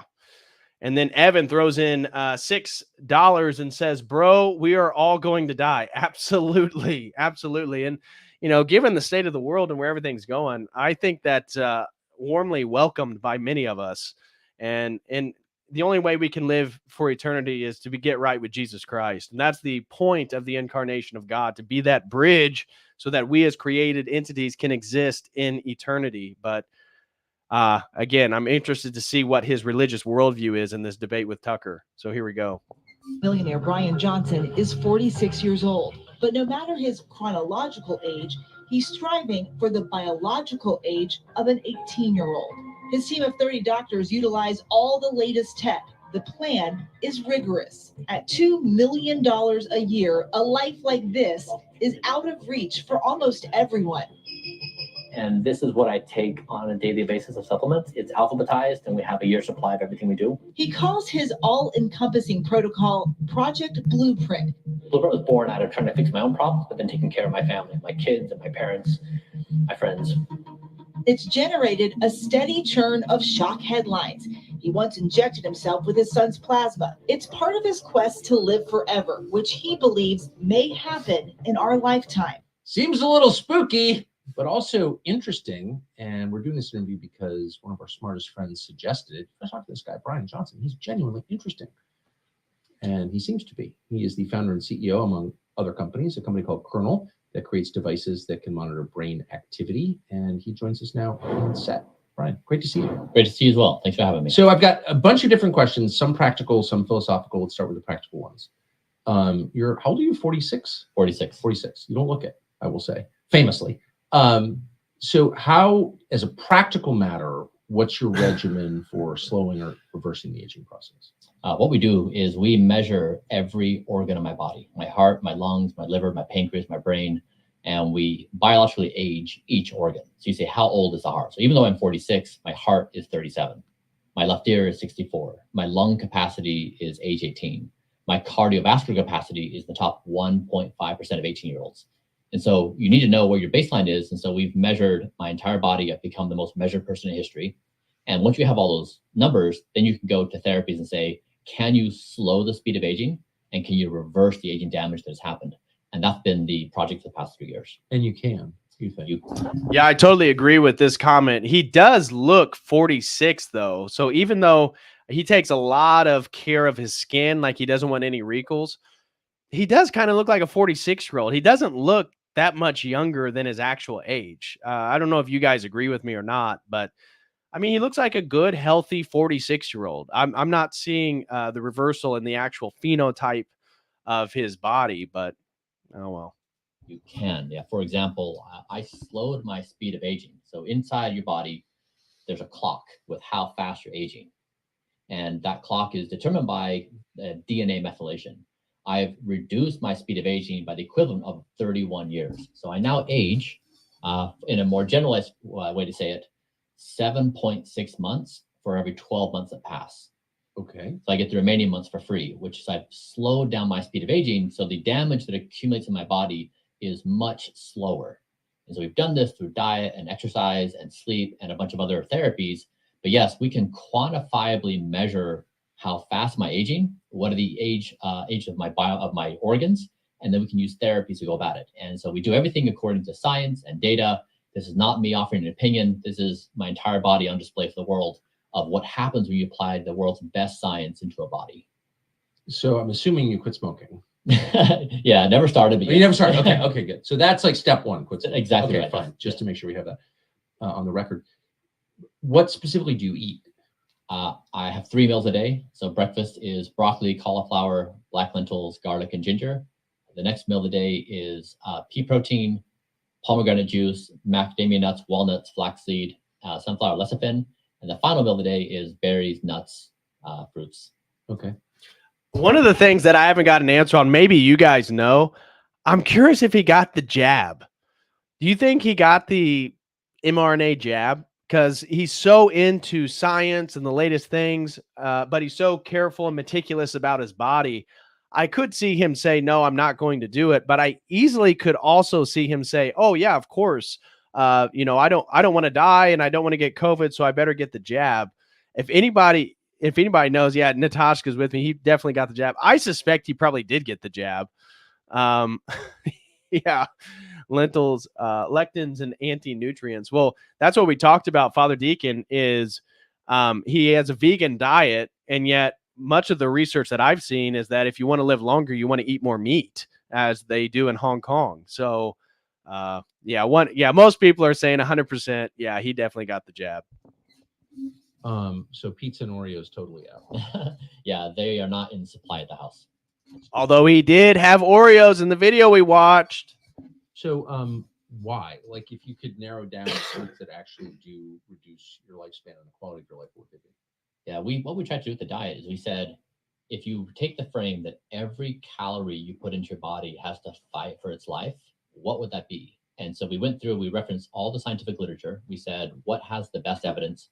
And then we put it into my body, then we measure. So if a given thing is supposed to do a thing in the body, it stays. And if it does it, it stays. If not, it's out. And so what I told you is where every calorie is precisely designed. And these are population level studies. This is not just me. Could be applicable to you as well. Yeah. And so, yeah, we are very particular about what goes into my body, and not a single calorie goes in that's not backed by science. What are the ones you definitely would not eat, like, period? Basically the standard American diet. Yeah. Yeah. It's bad. It's really, yeah. I knew it was bad. Like we all know it's bad. I didn't know how bad. Like once you understand the biochemical processes of what happens in your body when you eat these things, it's awful. Like what? I mean, it increases your speed of aging. You've got this clock and it's saying how fast until disease develops or something goes wrong. And this clock just, it will increase if you don't eat the right things. If you eat the right things, it will slow down. The wrong things speed it up. Let me just push you a little more on this question. So, like, what are the things you just would not put in your mouth specifically?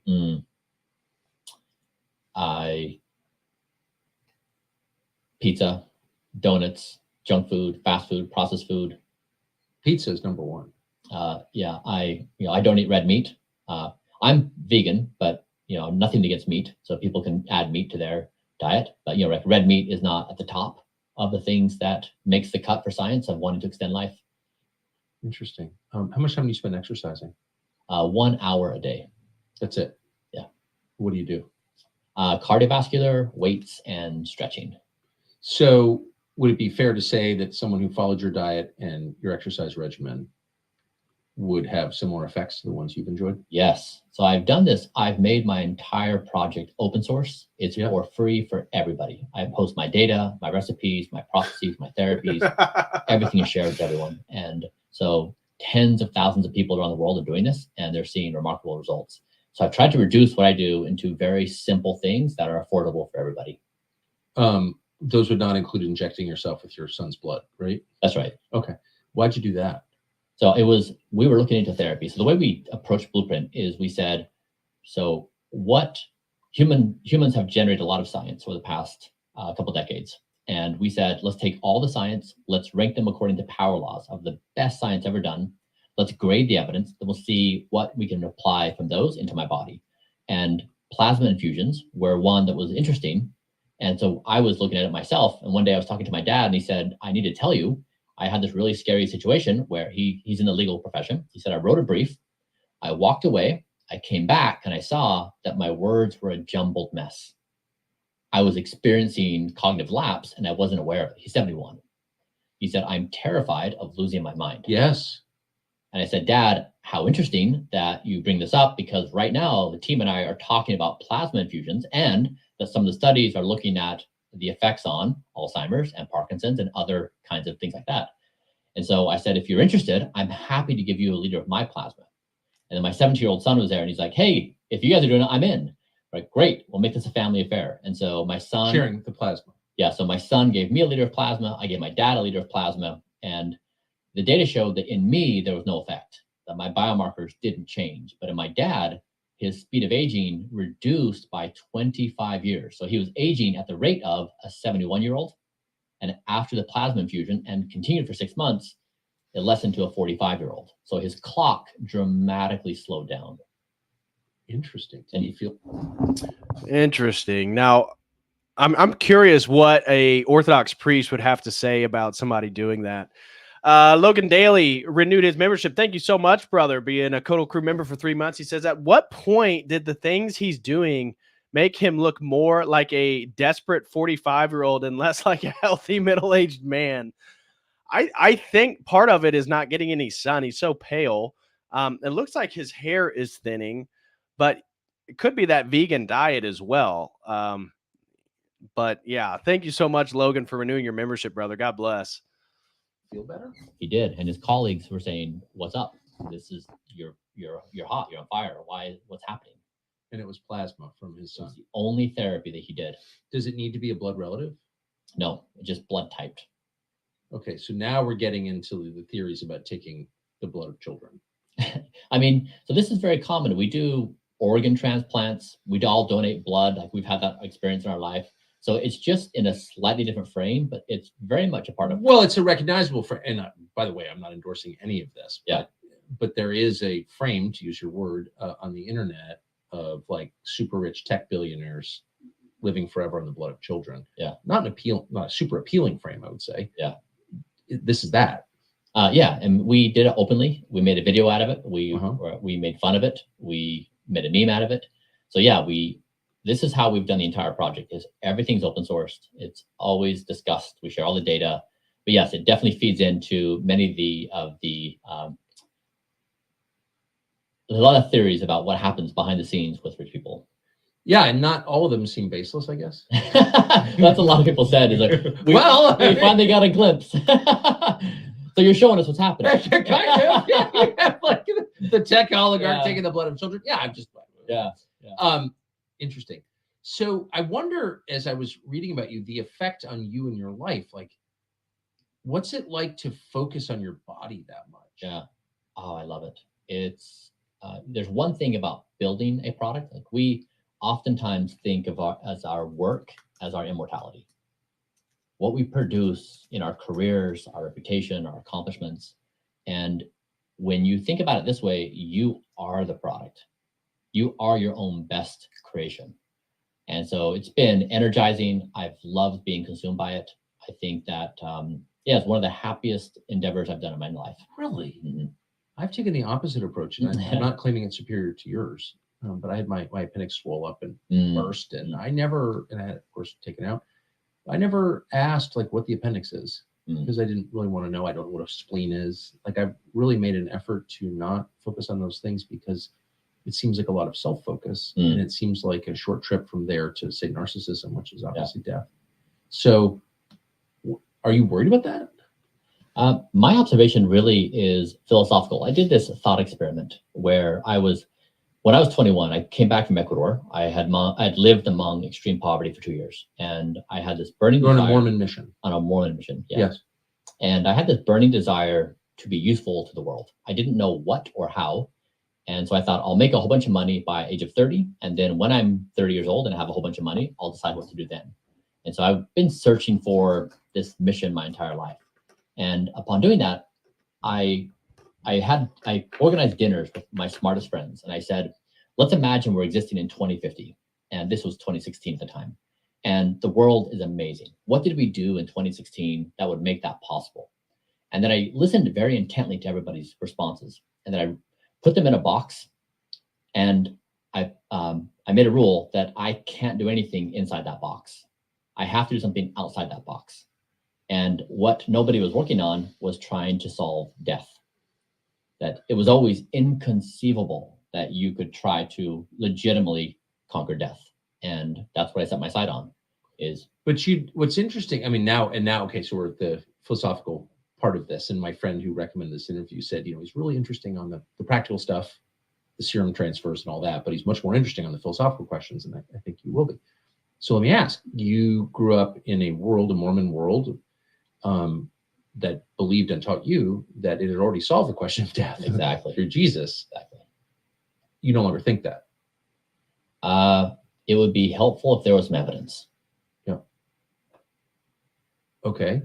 So you've abandoned that worldview, or at least you're agnostic, I guess would be the word on that worldview. Right. Not to get too personal, but I'm just interested because a lot of people would say, religious people, Christians would say, well, we've already solved death. Right. Don't need to solve that. It's solved. But there's also, of course, no evidence that eternal life is possible in a corporal sense, physical sense, right? Because it's never been done. So, what gives you faith that you can do it? Yeah.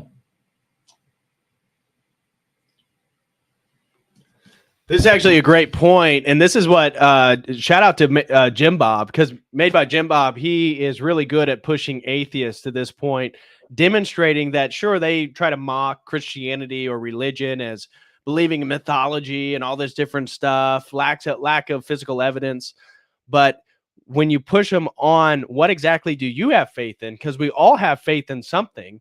And whether you call it God and have more of a coherent worldview, or whether you believe in something that has yet to come to pass, like living forever based on all these different things, it's still a faith-based enterprise. And so shout out to Jim Bob, because he's great at highlighting all the atheists he talks to. He usually gets to that point. So, and Tucker, he went right to it.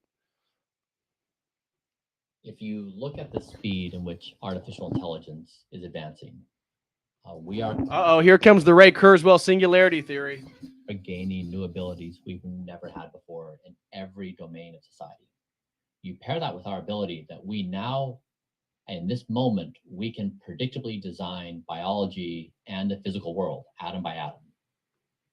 You bring those things together, for the first time in human history, one can say with a straight face that we may be able to go after death.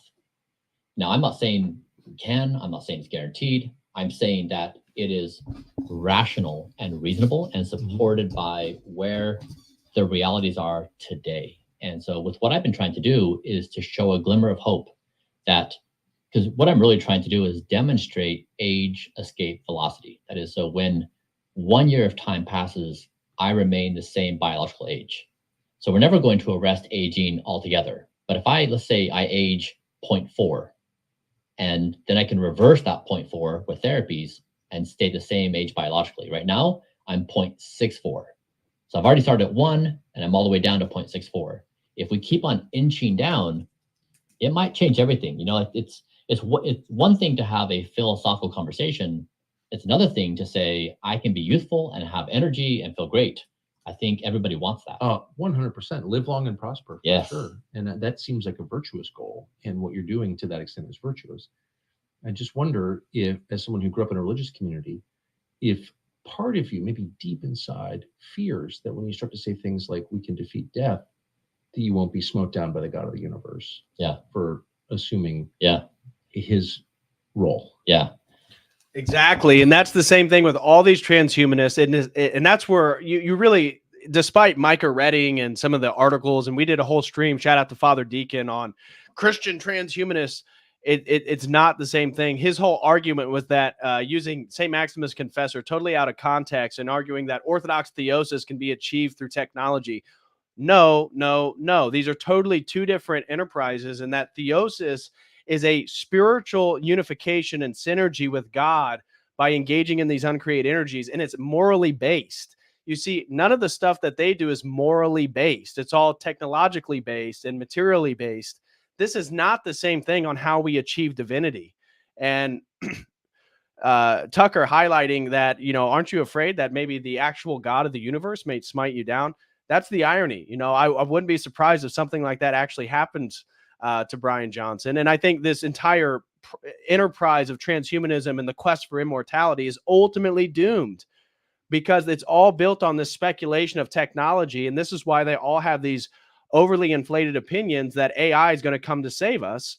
And you look at the criticisms, and many people that are in these same exact fields have already highlighted that the AI that's most advanced is already thinking and acting in ways that is very sinister to humanity, which leads much more to my conclusion that the AI, not that technology is evil of itself, it doesn't have a will, but that the evil one will utilize these technologies to eventually get us to worship the Antichrist and get us to alter what it means to be human. Christ came in the flesh. Divinity has already come incarnate. It is through that moral enterprise that we cross into eternity, not making sure that you eat vegan food and sleep at certain schedules and do all this $2 million protocol that he's putting forth. Do you worry about that? Not in the least bit. never crossed my Well, you're mind. either very brave or very foolish. Never crossed my mind. Really? So Yeah. when you say, I can defeat death, aren't you saying I'm God?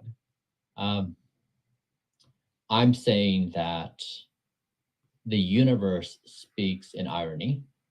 That's for sure. And that the story we've told is that God created us, and the actual story may be that we are going to create God. What kind of God? This is the question we face as a species. I mean, right now we have organized society around capitalism. We strive to make money, have power and wealth. We engage in warfare. Everyone's angling for their best interest. And I'm suggesting that this is not about me trying to live forever. This is me trying to answer the most pressing question in existence. What do we do as a species? Now, when death is inevitable, you're going to have an answer like, well, I'm going to live fast and die young, or I'm going to conquer territories and be immortal for my quest, or I'm going to make up your meaning of life game. But if death is not inevitable, we can extend our lifespans to some unknown horizon, the meaning-making games we have as a species all change. Of course. And that's what I'm suggesting. This moment is that.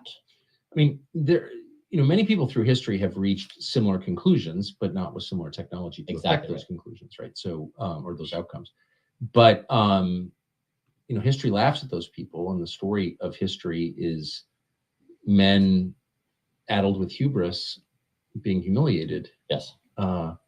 And so, I mean, I would say there's a great deal of evidence that you will be crushed and humiliated for saying that. Just based, and I hope that's not the case, of course, but every other living person who's reached the conclusion that you've reached has been crushed and humiliated in the end, and we laugh at them. So what makes you different?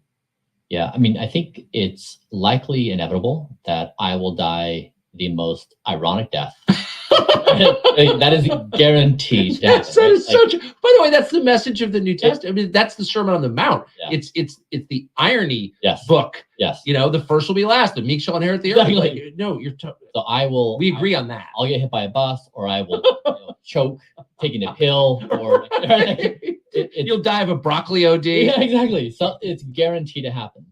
So me aside, I think okay, now I like you a lot. I think that's just a wonderful thing to say. You're right. Yeah, I totally agree with Way of Logos. At least he's somewhat self-aware. Now, we watched the video where, again, he was highlighting these Twitter responses already saying that. And he said, I love to get under people's skin and when they say this stuff. But I'm glad that Bryan Johnson has some sense of humor. I'll give him that. That is wisdom. It's guaranteed to happen. And so hopefully this lives past me. But I think if you have do another thought experiment with me. Let's imagine we're hanging out in the 25th century. We're listening to what they're saying about the early 21st century. Now, in the same way we look at the 15th century, we compress that entire century into 10 things, 15 things. Yes, that's right. 99% of what happened then is just washed away. Of course. We don't care. It's just 1%. There's no record of it either. Exactly. Yes.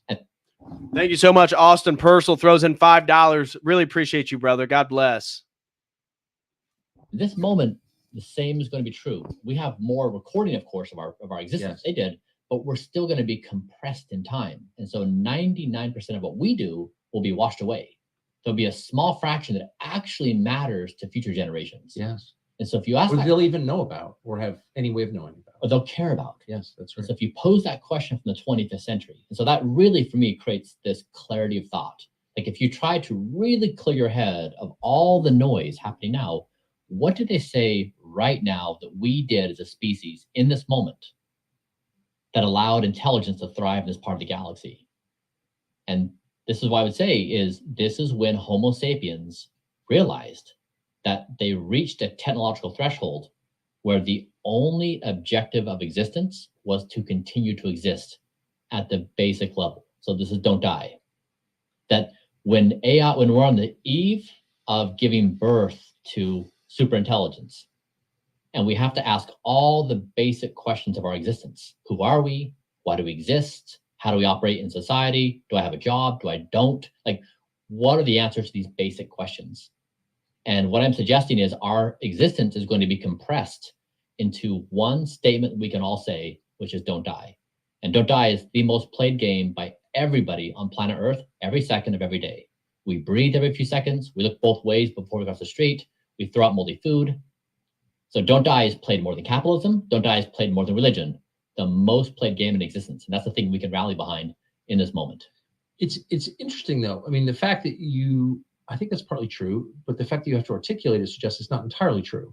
In other words, the way that human beings differ from other animal species is not just language and the opposable thumb. It's that humans are the only animal that kill themselves. They need to be convinced that life is worth living. Yeah. And I wonder what you make of that. I don't have the answer to that. I don't know why, but that has always struck me as the main distinction between people and, say, dogs or pigs or horses or any other animal. Why? Or monkeys, for that matter. Why? Why do people kill themselves? Why do they need to be convinced not to die? Yeah, in some ways, we're brilliant. In many ways, we are idiotic and insane. Like I had this problem where I would overeat every night at 7 p.m. to deal with the stresses of the day. I would eat too much food, junk food. I was 60 pounds heavier than I am now. Why did I do that? Why did I inflict this harm upon myself every night? And afterwards, I'd say, I'm changing tomorrow. This is my last day, no more. But I did it anyways. I just couldn't stop myself from these self-destructive behaviors. It's such a weird thing. And so now what I did is But hold on, what do you make of that? I mean, and every person has experienced that, whether it's drinking or sex or food is very, very common in this country. But why does that happen? Because it kind of puts a lie to the, to use your term frame again, to the evolutionary biology frame that we use to explain human behavior. Yes. Right? Yes. Why do we act against ourselves? And is it us acting against ourselves, or is it a force outside of ourselves acting on us? Like, so what's the answer? Agreed. And we treat planet Earth the same way we treat our own bodies. Of course. We treat each other. But why? Exactly. I mean, I understand, look, evolutionary biology, common sense explains why I might hurt you. Yeah. To steal your stuff. Exactly. And to make it more likely that, you know, my kids reproduce and my line continues. I mean, it's not hard. It's wrong, but it's understandable. Why do I hurt myself in ways that don't bring me pleasure, that are purely destructive? You can see why people believe in demons. Yeah. I don't think you do believe in demons. So what do you believe? What is that? Yeah. I mean, on this question, there's probably many answers on why. The solution that I've come up with is I endeavored to build an algorithm that could take better care of me than I can myself. But you still have to follow it, and you still, right? You have to want to build it. So, but you're eliding over. And I am too. I don't have the answer. I don't want to pretend that I do. I think they're clearly demonic forces. I think they're evil spirits that are doing this to people. That's my view. That's my view. But so I've kind of explained it without any evidence at all other than noticing. But it seems to me that you have to explain it too. Like, what is that? Yeah. How could we ever knowingly act against our own interests? Where do those compulsions come from? You say they're biological. What does that even mean? It doesn't mean anything. What is the answer? I don't know the answer. I would suggest it's a flaw. Yeah. And I would suggest that this is what we will solve with our technology. But it still requires... I just want to make a point right there. Again, with my research looking into transhumanism, one of the fundamental presuppositions that you can trace from the scholastic period into the 21st century is this millenarian expectation for utopia. And that's why the Christian worldview and the belief in, as Tucker says, demons or a spiritual reality is a true, especially an Orthodox Christian. We believe that we're moving towards an apocalypse. And so, yes, it ebbs and weaves and times get better and worse, but we're ultimately moving toward a deterioration of our society, and things are going to get worse before ultimately we reach the utopia, which is the second coming of the incarnate God.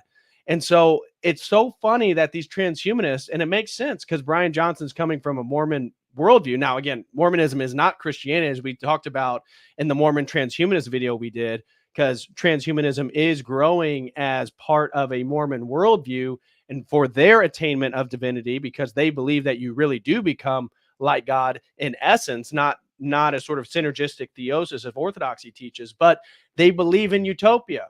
And so it doesn't matter if it's Max Moore, doesn't matter if it's Nick Bostrom, doesn't matter if it's Roger Bacon, Francis Bacon. All these people throughout history believe that technology was going to bring us towards utopia. And it's the same thing with Bryan Johnson here, is that he has this faith. Maybe it's not in the transcendent reality, but he has this faith in this utopian world that we're going to emerge into with the AI, with regenerative science in regards to reversing of aging and all this difference. It's the same thing. You see how it's so subtle, but it's the flip side of Christianity. They take aspects like, obviously we believe God incarnated, so the body has sanctity within a Christian worldview, much more so than other religions. And the transhumanists, the ideology comes out of the West. Like I am making that definitive claim in my dissertation, is that when we trace the fundamental presuppositions of transhumanism, it's not Eastern mysticism. It's not all these different, it's fundamentally a esoteric, Gnostic, technological, subtle inversion of the Christian worldview, that they want to attain the things that Christ promises after death. Christ defeated death. That's what we're in Lent right now. We're going to celebrate the resurrection of the incarnate God. And they deny God, But at the same time, we just heard him use rhetoric that we're going to become godlike, or we're going to attain these, these transcendent abilities of immortality and omniscience and all this different stuff. It's so subtle. It's so subtle, but it is the inversion of Christianity. Requires the decision, which is a conscious decision, that's a good thing, that's preferable to self-destruction. Yeah. Sometimes though, like think of this like Ozempic. So let's just set aside side effect profile. Let's set aside any of those questions. If I can take a pill that turns off my hunger, I don't have to be fat anymore, I'm in. Well, but if you're approaching, I mean, that's a whole separate conversation. But if you're approaching it logically, you couldn't turn off the data of, as I think you put, the side effect profile. Like, what's the downside? That's part of the calculation, is it not? Yeah. I mean, let's assume the drug will get better, will minimize side effects and in time. But what I'm saying is all of us understand that these self-destructive behaviors are not good. Why do we assume that? Like, where's that moral framework come from? Yeah. There's no God. I don't get that. I mean, exactly. He's still operating on the moral principles that Christianity has already laid out that are slowly deteriorating in the West. Some, you could argue, have almost totally absent in our society. But when he's talking about why we ought to do something, right? You can give descriptive claims, but as soon as you give a moral ought, or why we ought to do something, now you've moved into a metaphysical language that his worldview cannot account for. I mean, even the basics, like we just feel bad in the morning.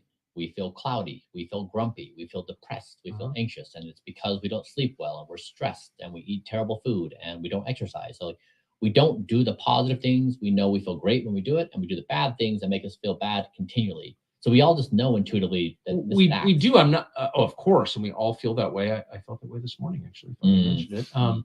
But I wonder if it's not reductionist to assume that they're all biological in cause, and so maybe there's a spiritual component. Maybe I'm not living my life the right way. Maybe I have done wrong.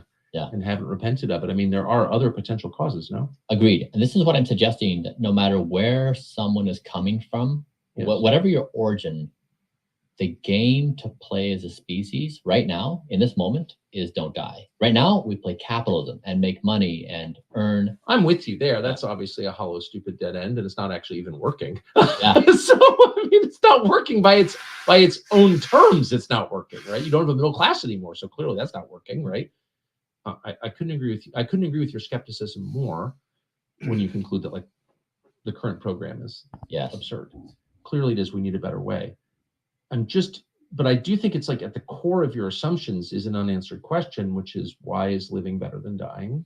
Why do people seek to kill themselves? What the hell is going on there? Yeah. Why? Yeah. I mean, so I have gone through my life in a series of moments that has led me to distrust almost everything, including my mind. So initially, growing up in a religion, wise. I mean, I grew up in a religion, and then I found out that entire thing had been packaged in a way where it's like, we're good and everyone else is bad. And then I went through a process of behavioral psychology where I realized that I have all these shortcuts of hypocrisy and irrationality, that I am a disaster as a human. Yes. I'm blind to my own behavior. I went through it with authorities that I trusted in other ways. And so I don't know what to trust in reality outside of things that I find more stable, like physics and math. And so if I try to ground myself in reality of what can I trust, my mind is very far down the list of things I trust. I agree. And so when I pose the question to myself of, do I want to live or do I want this or that? I don't trust what I have to say ever. And so I don't know, are we really the authority on what we want? Have we ever been accurate in making those guesses? No. So why would I have to say, I disagree, I think, very strongly with your conclusions, but I so admire the way you're reaching them, because I think the root of wisdom is knowing not to trust yourself. I always say to my kids that the one guy I don't trust is me. because it's true. Yeah. And so I really admire your honesty. You seem like you're coming at this as honestly as you possibly can. And I would point out that I think that's why transhumanism is going to grow as an ideology in the future, and why much of our, let's just face it, Western civilization, those that make it into the future, why they're going to adopt these ideologies is because as soon as you don't believe in a transcendent God, as soon as you don't believe in a spiritual reality, self-preservation, and as we highlighted earlier, looking at his Instagram, the sort of narcissistic impulse of, worshiping yourself, which is ultimately the recapitulation of the fall of Lucifer into Satan. He's trying to get all of us to worship ourselves. Bryan Johnson cannot give a reason why we should not worship ourselves. And it is a logical conclusion once you reject God, once you reject the spiritual reality, despite, like Tucker, I totally disagree with his conclusions. It is a logical conclusion despite building off a false premise. And so we got a few super chats over on the Streamlabs. Let me address those real quick as we move through here. So guys, smash that like for everybody who's here. We still got plenty of interview to get through. Atomisk Arson throws in $3. He says, used to be way into science fiction. It seems to me the genre is rife with cautionary tales about this sort of folly. I don't know how even someone who worships science could conclude pursuits will lead to anything but a Kafka-esque nightmare. And let me point out, once you start talking about transhumanism and science fiction, because much of it comes out of the postmodern skepticism, it does tend to point towards dystopianism, because not that we share, the same presuppositions as postmoderns, but because they reject universal claims, they do not believe that we're going to be able to reach utopia. But the transhumanism, despite being post-humans, and I've highlighted this before when we went through the philosophy of transhumanism, they reject postmodernism because transhumanists recognize that they are making universal claims, and therefore they deny that we can't make universal claims. They just relegate it all to reason and rationality and claim that they're sort of the last vestige of the humanistic enterprise post-Enlightenment. So great point there, Atomisk Arson. And then shout out to Father Deacon Dr. Ananias, throws in $5. Thank you so much, brother. He says, keep up the good work, dear brother. Well, you as well. And thank you very much for the support. Really appreciate that. And then Dacian Blood throws in another $3 and says, David, do you think Tucker is based or control opposition? Well, I know everybody always brings up, we've talked about it before, that his dad was CIA. He applied to the CIA. I guess he wasn't brought in or something. I don't have a strong opinion on Tucker. I think he's a unique barometer for American culture right now because he has so much influence and he is so popular. Could he be controlled opposition? Yeah, that makes sense. I could see that being the case. Him talking about the election of 2020, talking about the jibby jabs. Now he much more recently has been talking about more conspiratorial minded theories, like even referencing the adreno bloodsuckers that may be ruling the world, in the child trafficking enterprise, which was one of the largest markets in the world. So could he be controlled opposition? Yeah, potentially. I don't show the Tucker Carlson interviews because I think Tucker Carlson is like some pedestal that we need to defend in regards to fighting the cancel culture and the left. I do it because it's so impactful on culture in America right now. And so he has many opinions I agree with. Like, I agree with his opinion that aliens are actually demons. And when we get to Father Spirit and Bailey's book on the UFO deception, we'll see that being more explicitly articulated from an Orthodox perspective. But he also has plenty of opinions I don't agree with. Like, he's been very critical of organized religion to some degree. Now, he grew up Episcopalian, so rightfully so. And he's been very critical of the Pope, which rightfully so as well. I would love to see somebody, and I do know that one of the people that work for him is an Orthodox Christian because I've met him. Me and Jay Dyer, we both met him before in Tennessee and Nashville. So I know that there is an Orthodox Christian that is around Tucker, but I would love for somebody to really explicate the Orthodox worldview and Orthodox theology to Tucker to see how he responds to that. But could he be controlled up? Yeah, that's very possible. Absolutely. I don't know his heart, so it's hard to make a claim about it. But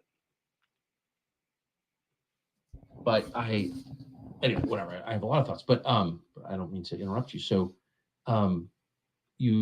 what would happen if people lived forever? Yeah. Why would that be good? I mean, the accumulated sadness of life is hard to take. Yeah. Do you talk to old people at all? I do. Yeah. And so there is like ships in a harbor, barnacles Yeah. attach, and the weight of that over time becomes immense. Yeah.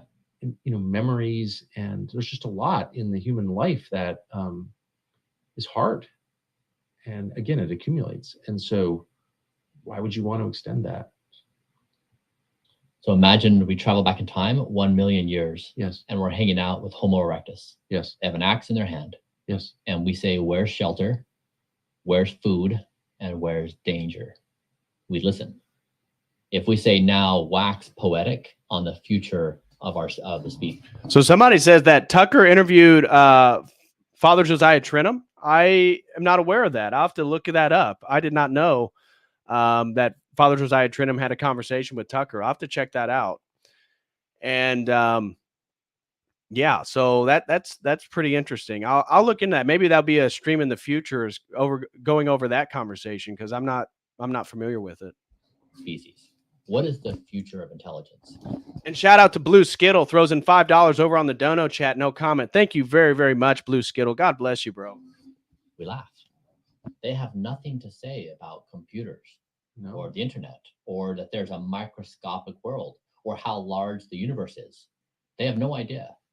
And in this moment, if we contemplate that we may be just as primitive as Homo erectus, we think we are at the apex of intelligence. Is that true? We're giving birth to superintelligence. Could that intelligence, relative to us, make us caveman-like in a similar fashion, or more so? And this is what I'm saying in this moment. It's a absolute invitation for humility, that we may know nothing about existence, or very little, or that what's coming our way may transform existence to ways that we can't even fathom.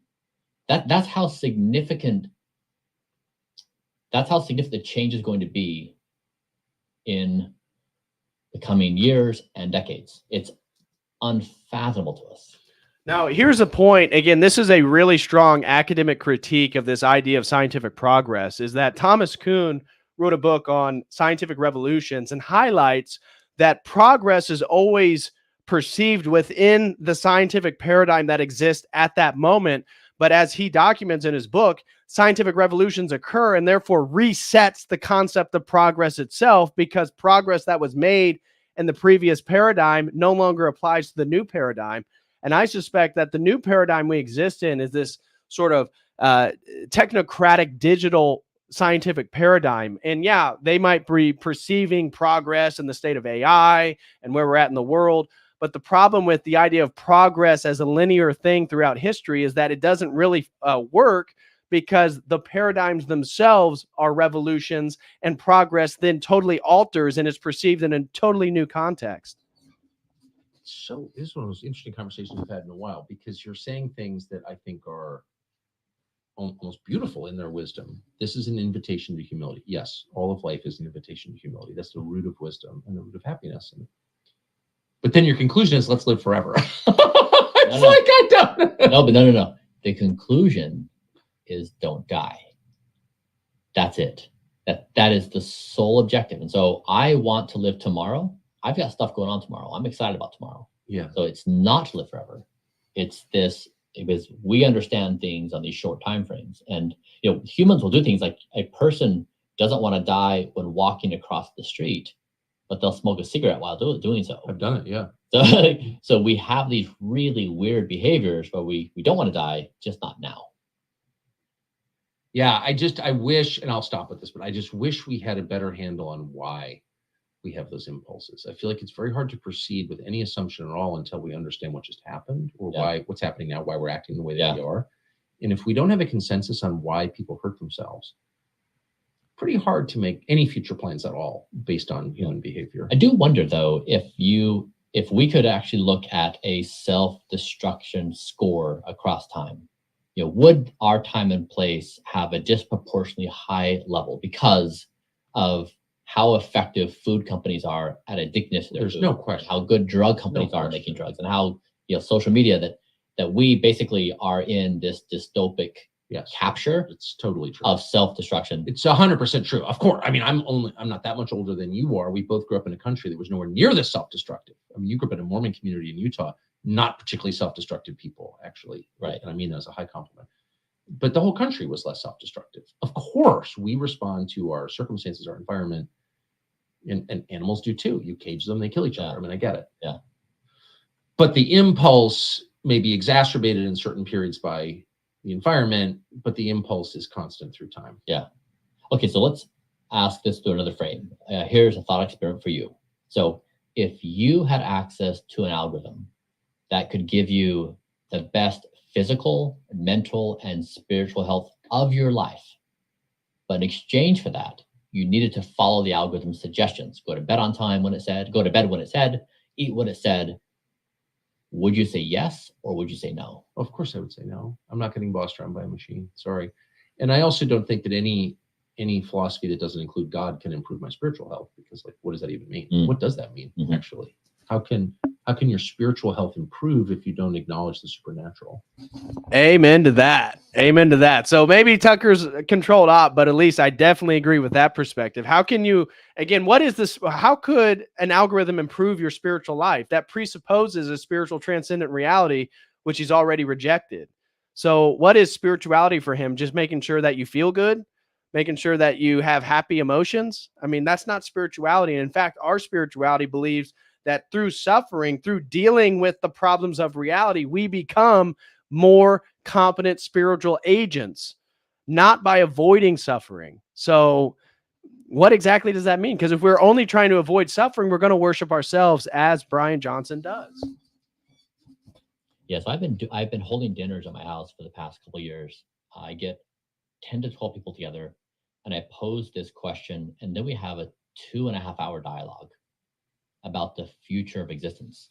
And your response is perfect, because you told me no way you're doing it, and you gave me a list of things. I'm not letting the toaster oven boss me around either. It's not. Now, so what's interesting is the next question I ask in this conversation is, now imagine the 25th century is observing our conversation right now, and they observe your answers.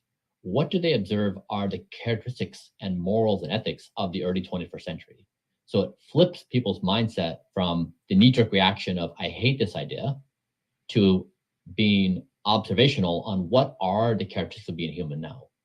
And I do this because it is so hard to see time and place. We look at the 15th century. That's right. No, I agree. Very clear and clean. We're like, oh, they're idiots for this. And like, maybe they were onto this.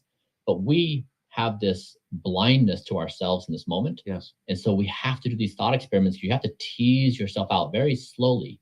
People's responses, like they tell me they experience multiple existential crises in that dinner. They dip down, they come back up for air, dip back down, come back up. It's a really challenging experience because it challenges everything you understand about existence. Do people keep accepting your dinner invitations? I mean, if I know that I'm going to eat at Bryan's house, but have an existential crisis before the entree is served, that's a lot. People say it's the one of, if not the most consequential conversations of their entire life. You know, and I want to rebut this idea that people in the 15th century were ignorant or they didn't know what's going on, because again, what's the point of life? And I would argue, unfortunately, in the contemporary period, we are less capable as people. Yeah, we have rockets and digital technologies and AI systems now, but as people, as humans, as moral agents, as spiritual entities, I would argue that we're way worse off now than we used to be. And when you study history, when you study, military, like one of my favorite things is learning about historical battles and stuff.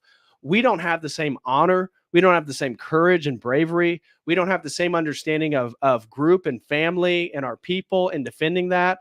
And so in no way do I think that we are like more advanced with our technology now. I think we're more narcissistic and we're more gullible than we've ever been.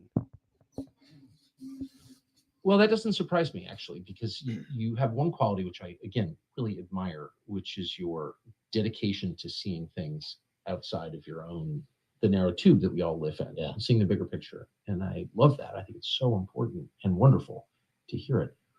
You made a bunch of allusions to superintelligence, presumably the AI we keep hearing about. Yeah. And since you're in that business and this is what you think about, describe what that means exactly. What will AI mean? How fast, like in 10 years, like specifically? Nobody knows. What we do know is that software can be programmed and mathematical functions can be organized to do things that we humans do, and they can do it much better, and even do things that we humans can't do. So we've seen this where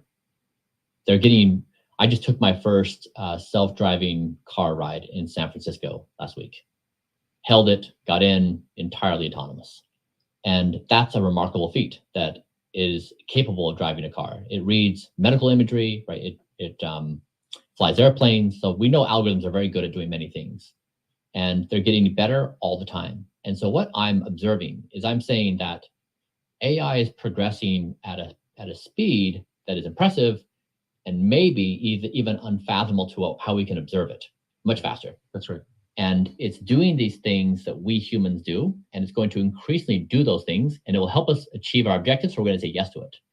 Now, when these algorithms become as good or better at being us than we are, then it creates an invitation to say, who are we? And that's what I'm saying is AI is going to create a series of existential crises for the species. It'd be basic ones like, do we trust our government? Who's in authority? Who verifies identity? All these basic things we've settled as society, roughly, is going to call into question everything at a speed that won't allow a cycle time to really fill it out. And so we're going to have this feeling of bewilderment where it's moving very fast, we can't keep up. How do we stop ourselves from falling into anarchy? Now, when that happens, we say, what games do we play as a species? What do we do? And that's why I'm saying it's time to rally around this don't die concept. Don't die individually, don't kill each other, don't kill the planet, and align AI with don't die. That our singular objective as a species, even though this sounds unimaginable right now, like from our vantage point, that's no way, impossible. You just look at the underlying characteristics of how this is progressing. To me, it feels inevitable over some time frame. Is it 2 years, is it 10 years, is it 20, 50? I don't know, but it's basically now. I mean, there's no question, you're right. So I want to also rebut a little bit against that, because he made a comment that the AI is going to be better at being human than we are. And that is built on a faulty presupposition, as we've highlighted with Yuval Noah Harari, the priest or prophet of the WEF, that there's this philosophical concept called dataism. And the reason why people always make this claim that AI will be better than we are as being humans is because they posit that the only thing that we are algorithms for data acquisition and processing. And therefore, as he highlighted, mathematics, physics, data. Well, that's why they believe AI will be more human than human, because they relegate what a human is only to external input and internal processing of that input to make decisions on. And therefore, the AI will be able to process more information than we can, and therefore it will be more capable than we are. Again, totally negates a spiritual reality, totally negates human emotions, creativity. Yeah, okay, AI can create movies now, it can create art, it can create music, but it still has to have the input, the prompt by the person to create something. And so I disagree with this idea that AI, I do believe, is going to cause an existential crisis for so many people that aren't rooted on the foundation of Christ and God. But I totally disagree that it's going to be more human than us or be better and more capable than us, because that limits what exactly we are and what we're able to do. And that's the problem. It's dataism. And also, we got a couple super chats that just came in on Streamlabs. So guys, smash that like. And if you got any questions or comments you'd like to send in, feel free to do so on Streamlabs or Dono Chat. Harry Serpanos, shout out to Harry Serpanos, sending 2 super chats. He sent in a $5 super chat. It said, Bryan is just another delusional rich guy who thinks man-made chemicals and tech are going to make him live forever. Thanks, DPH, for exposing his deluded charlatan. Well, thank you, Harry Serpanos, for supporting the stream. Really appreciate it. And then he sent in another one. Animals are driven by instinct, while we are driven by free will, which we can misuse. Bryan wants to hand himself to control of a Luciferian AI than God. What a fool. Exactly. And that's what he has faith in, right? So he has more faith that an AI system is going to correctly position and give him advice on how not to die rather than God himself, which is delusional and highlights that he's working on a worldview built just on as much faith as you and I have on something that isn't yet to exist, but he's moving from our perspective in the opposite direction. Right.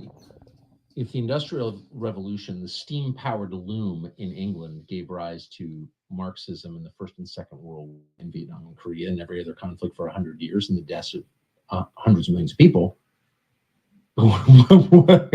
technological change causes displacement. Yes. The fall of religions, the fall of empires, the murder of millions. So what will AI do? Exactly right. I couldn't agree more. I just wonder, like, what does it mean to be a human being if you have no autonomy? Mm-hmm. I'm an adult man. What does that mean? Mm-hmm. It's not just a measure of my age. It's a measure of my ability to make decisions about what I want to do and what I think and how I live and how my family lives. And so without that, what is the point of living? Yeah. In other words, I said I don't want to be bossed around by a machine, which is a pretty shallow answer. But I understand. I didn't explain it because I don't fully understand it. Yeah. How I feel about it. But something in my dog sense, my gut level tells me I don't want to live that life. Yeah. I'd rather be dead. Yeah. Does that make sense? It absolutely does. I absolutely empathize with your reaction. And so the thought experiment is to provoke that exact emotion. It's meant to say, I hate this idea, and here's all the reasons why. Yes. And then once you get those on the table, you can then have some kind of detachment and say, why do I think those things? Like, what is this concept of me making decisions? Like, let's just break that apart. And that's why it takes 2.5 hours to get through. So we need to hear other people's perspective. I agree. People need to say, I hate it. Some people say, I love it. But hold tight. Like, here's an example that you do already that challenges your notion on this ability to make decisions. You're like, oh, damn, good point. So it really takes time to work through your own beliefs and understandings, because oftentimes it's just packed so deep, you can't get through it. And we give each thought 5 seconds in our modern society. Yes. We can't get deep. And so I understand your reaction. And Tucker, if you come to the dinner, I promise you'll leave with a changed understanding of existence. If this is not an easy topic, it really takes time to cycle through it, to be open-minded, to hear other people. But everyone gets there. Like, every single time, everyone gets there. What do you serve? Is it all broccoli? I do serve Blueprint food. Yeah. So it's the 2 dishes I told you about. Yeah. Well, I'm getting in and out before I come, but whatever. That's just me. So I said, when you asked, like, would I be willing to follow the instructions of the algorithm? And I blurted out without thinking about it, no. Yeah. And then I admitted, in the interest of honesty, that I don't really have any reasons for saying no, other than my animal sense tells me, no, that's slavery. You can't live like that. You'd rather be dead, which is how I feel. That was my instinct speaking, which I regard as a kind of co-equal with my rational sense, right? Yes. I don't think it's just like some dumb impulse. I Yes. think it's worth paying attention Yes. to. Do you feel that way? Do you have instincts? Do you follow them? Do you attach meaning to them? I do. Every time I engage in a thought, I observe the first 4 to 5 thoughts my brain has as incorrect. Interesting. They're usually almost always wrong. And it's like there's a bias attached to this one. This one's coming out from a preconceived notion. This one has like some self-interest. And so I'm constantly trying to be aware of what's wrecking my ability to see things clearly at all points in time. And so, I learned this. I was chronically depressed for a decade. Do you think he would admit that maybe he's entirely wrong about everything he's laid out so far? Or was this the 5th and 6th thought that he had? So therefore it might be correct, because he just highlighted that, for the first 4 or 5 thoughts, I always assume they're wrong. Well, what about this entire worldview? Could it itself also be wrong? A decade? A decade. The decade that you were succeeding in business? Yeah. That's right. I was building a startup. I had 3 little babies. I was trying to leave my religion. I was in a challenging relationship. So it just all packed into a tight. Yeah. And that's when I was overeating every night to try to soothe my own. What were you eating, by the way? My Well, we always had some sweets in the house. My partner had a sweet tooth. And so it was always, brownies or cookies or leftover cake so it was always like, just one bite and then led to a second bite. And then tomorrow we'll work out really hard and work off all the calories. Did that work? It didn't. I failed every single night. And the only thing that gave me liberation is one night I was just desperate. I mean, I was so miserable. I hated myself. I felt so ashamed that I couldn't stop this terrible behavior. I said, "Evening, Bryan, you're fired. You make my life miserable," because in the morning I would work out. I would eat a really great breakfast. All day I'd be disciplined. Great. And then nighttime would come. I would bathe the kids, get them to bed, tell them stories. And then that moment would come, like the brownies, just one bite of the brownies because this is like the Mormon version. You know what I mean? You're not like going to the crack house. Oh, that's funny. You have a whole stable of hookers. Yeah. You're eating the brownies. Yeah. And so I basically created a character of myself. And so I would say, all right, when I saw Evening Bryan pull up and he'd give me all these really compelling reasons, like tonight's the last night, like tomorrow morning we'll work out extra hard. And I'd say, I'm sorry, that's not going to happen. So I fired him. So 5 p.m. to 10 p.m., I removed my ability to eat. Just like, no matter what, it doesn't matter what the occasion is, you cannot eat food. And so I started playing with my different characters of Bryan, like Dad Bryan, Work Bryan, Evening Bryan. And I found it really liberating that I'm not the behavior. I'm not the actual practice. And so this is when I started doing Blueprint as well, of like, could I construct an algorithm that actually improved me? Because I spent all day building technology in my company, Braintree Venmo. You would write the code and the technology and improve it. And then you would improve it again and again, version 2, version 3, version 4. So all day, my technology got better. And every day, I got worse. And I couldn't fix my own problems. And it was such a weird juxtaposition where technology is improving radically and I'm getting worse. So it's like this difference. And I thought, this is wild that as a species, we're so focused on the improvement of our technology, and we are this self-destructive species in every regard. Like, what is happening? Well, that's the question. That's the unanswered, the question that remains unanswered. And of course, every religion answers it very neatly and sensibly, I would say, and every religion always has. And it does strike me, if you're looking back into history, that this is... I wouldn't say every religion, but I get the point he's making. It sounds a little too perennial for my liking, my taste, but okay. The only period post-World War II, where you've had a society at scale that assumes that there's nothing beyond itself. Mm. And so that raises a lot of questions. But the first is, like, why did every previous generation assume there was a God, but we don't? Mm. Like, were they all insane? Or like, where did that come from? Mm-hmm. If someone believes in God or not, or an afterlife or not, that's great. Like, I personally think everyone come together on this. We already agree on don't die. All of us do. So whether we have a story about what happens in the afterlife, it doesn't really matter. What we do agree upon right now is none of us want to die right now, not in this moment. But what if it's necessary for a self-sacrifice for the protection of innocent people or other people? Again, that's one of my points. When you look through history and you look at great men and their willingness to go to battle, their willingness to go do something that they know they're not going to come back from, that's not self-serving. And that's not this concept of don't die. And the fact that we're able to live today is due to the people that were willing to self-sacrifice. So where is he going to be somebody that's willing to sacrifice himself for the love of somebody else? No, ultimately not, because he's so concerned with his own life. It is this narcissistic, prideful obsession. And that's not nobody in, he may be remembered in history as the guy that was the most measured and all this different stuff and went on this protocol, but that's not honor. That's not glory. That's not a man that other men look up to. So let's build upon what we agree upon in this very second. No, I don't know that we do agree, actually, because there's no meaning without a power beyond ourselves.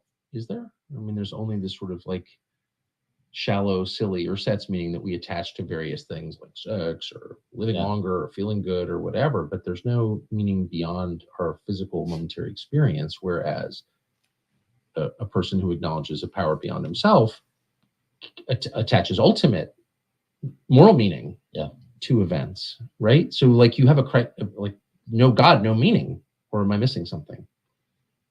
It's like, what's the point? Yeah. You know what I mean? Yeah. I mean,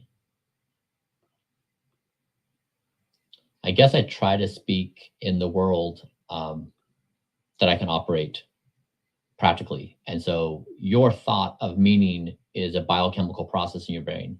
It's a thought you have. It's a biochemical state you experience, whether it's love or whether it's meaning making or whether it's belief in death.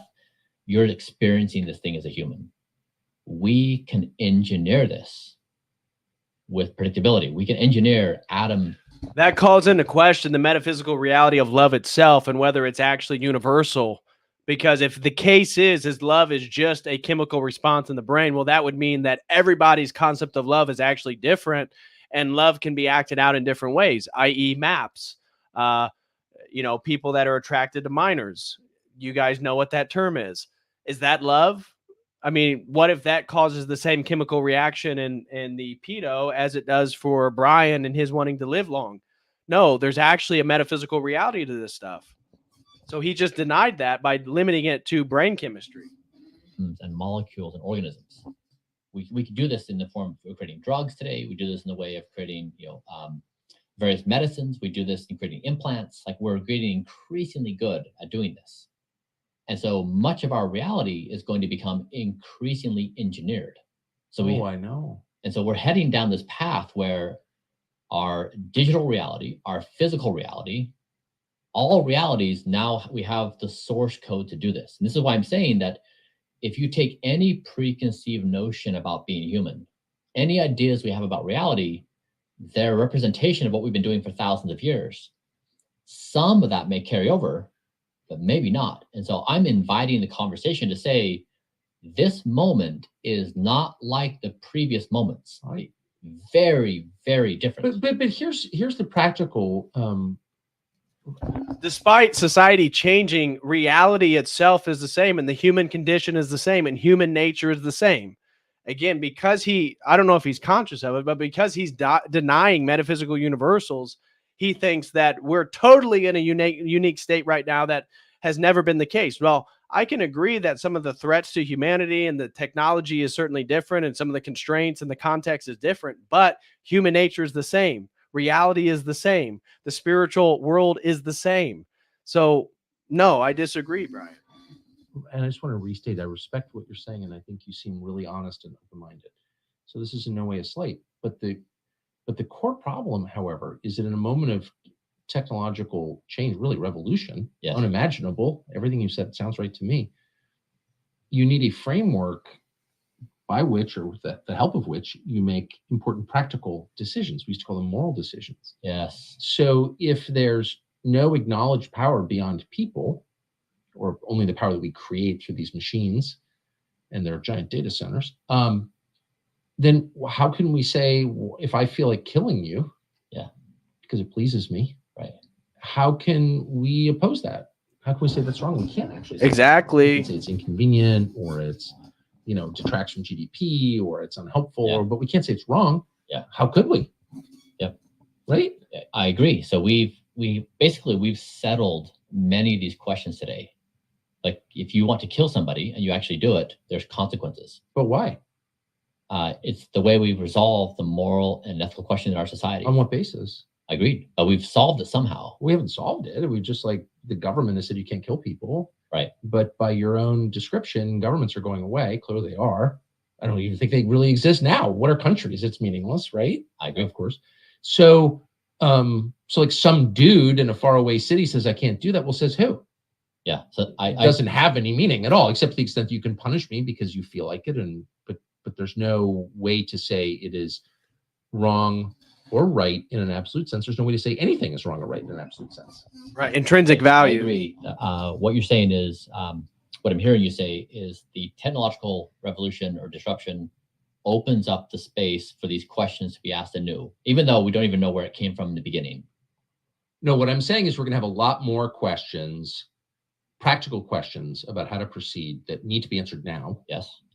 And without any authority above ourselves, on what basis are we going to answer those questions? I see. Okay. This is what I am proposing, is that just like when America was founded. Yes. It was this concept of, hey, the monarchy has been doing its thing for quite some time. Not great.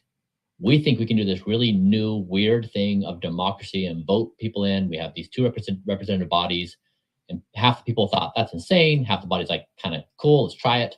So we chose democracy as a form of governance that was supposedly better than the monarch.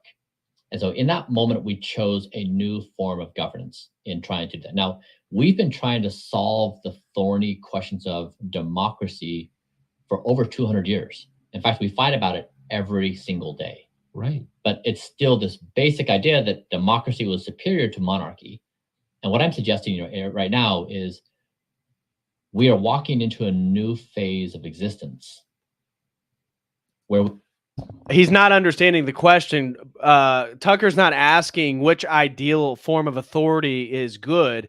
He's asking, what is the intrinsic value and your moral responsibility? Like, if we can kill somebody because the AI says so, or the government decides not to punish it, why is it bad? Why is it bad for somebody to die versus don't die, which is his whole premise? It's going right over Bryan's head. He's not understanding that this is a metaphysical question about intrinsic value and worth and ethics and morality. It's not about democracy versus monarchy. It's not about AI versus democracy. It's way deeper than that. Where we have to answer these questions anew. And we don't know what the answer is, but the foundational observation is don't die. So don't die individually, don't kill each other, don't kill the planet, align AI with don't die. After that, we're going to spend the next unknown period of time fighting about what it means to don't die. But as a species, if you birth artificial intelligence, what do you use it for? Is it to become better at war? Do you become better at killing? Oh, I couldn't look. I couldn't agree with your conclusions more. I mean, I strongly agree with them. I'm just wondering about the basis upon which you reach them. And so, without God, how can we say, and why would we say, that life is better than death? I mean, the religious person, the Christian, says life is better than death because God creates life, and only He can. And by the way, that's still true. We could, for all the tinkering we do to life, we can't create it. There's no evidence we'll ever be able to create it. So that's might be a tell that we're not God right there, in my view, but you can disagree. But we still can't create it, and there's no evidence we'll ever be able to. So the Christian looks at this and says, life is better than death because life is God's creation. But why would the atheist accept that as true? On what basis? If life is better because I've got an awesome life, some person might say I've got a shitty life, like death is better. Like, I don't understand if there's no common agreement that there's a force beyond ourselves, why we would reach that conclusion. Yeah. Or maybe reframed, it's a person's option to life that they can choose whether they want to have that or not. Whereas right now, death is inevitable. We don't get to choose. We don't get to choose disease or death. Right. Okay. And so it's the option to. So in many ways, I'm currently working to create a don't die nation state. So if you're serious about not dying, and this again, not for immortality, but just for the purpose of we're at the dawn of a new era as a species, and we're going to try to create some stable structure for birthing superintelligence. Yes. Then you can walk into that, and no government in the world is helping its citizens not die. Really basic things like blood draws and therapies and medical care. It's very much treat the symptoms when they arise, or when you're near end of life, let's keep you alive for some short duration of time, but otherwise we don't do a good job. And so I'm trying to figure out how to create a new societal structure that has the sole objective, a nation state, of helping its citizens not die. He still doesn't get the question. Is asking, why is that preferable? Yeah, okay, so somebody has a preference to die and somebody has a preference to live. What makes it a universal claim that we should not die? He doesn't get the metaphysical question Tucker's asking him. And somebody highlighted, Tucker's kind of softly tagging him, a transcendental argument for God. He's not picking it up. Of course, the first order of business would be to construct a military to defend yourselves against people who wanted to kill you anyway. Because not everyone agrees that you should get to live, of course. But yeah. So, but let me ask you, like, maybe there's a shortcut to all this. And I so admire your energy and your willingness to think about questions that most people don't bother to think about. but can feel are important. Yeah. Everything you've said, I can feel it's important. Like, this is not nonsense what you're saying at all. But why wouldn't it just be a lot easier to blow up all the processing centers, save ourselves like the massive climate change inducing energy draw that AI really is? If you're worried about the planet, we got to stop this crap immediately because we can't generate the power for it, and arrest everyone who's getting rich, imposing this revolution on the world. Like, what? That's a lot easier. Yeah. You could do that in an afternoon with nuclear weapons, and why wouldn't you if you thought it would help us, quote, not die? Yeah, I mean, the systems we have as a society today enables those things, right? Like the ability to create a corporation, to make money, to use that money to acquire more power. These are systems that humans have created. It's how the world works. Sure. And so was Auschwitz. I mean, so what I'm saying is that AI is going to improve at a speed that's going to challenge how these structures are. I couldn't agree more. And when that happens, there's going to be an opening. There's going to be a power vacuum, and it's not going to be very clear anymore who's in charge. Yes. Who has authority? Who can verify identity? Where can you keep money? Is money secure? Yes. All these basic questions of society. And so what I'm suggesting is, as a species, we increase our probability of surviving if we can rally around one thing that we can all agree upon. Now, the don't die.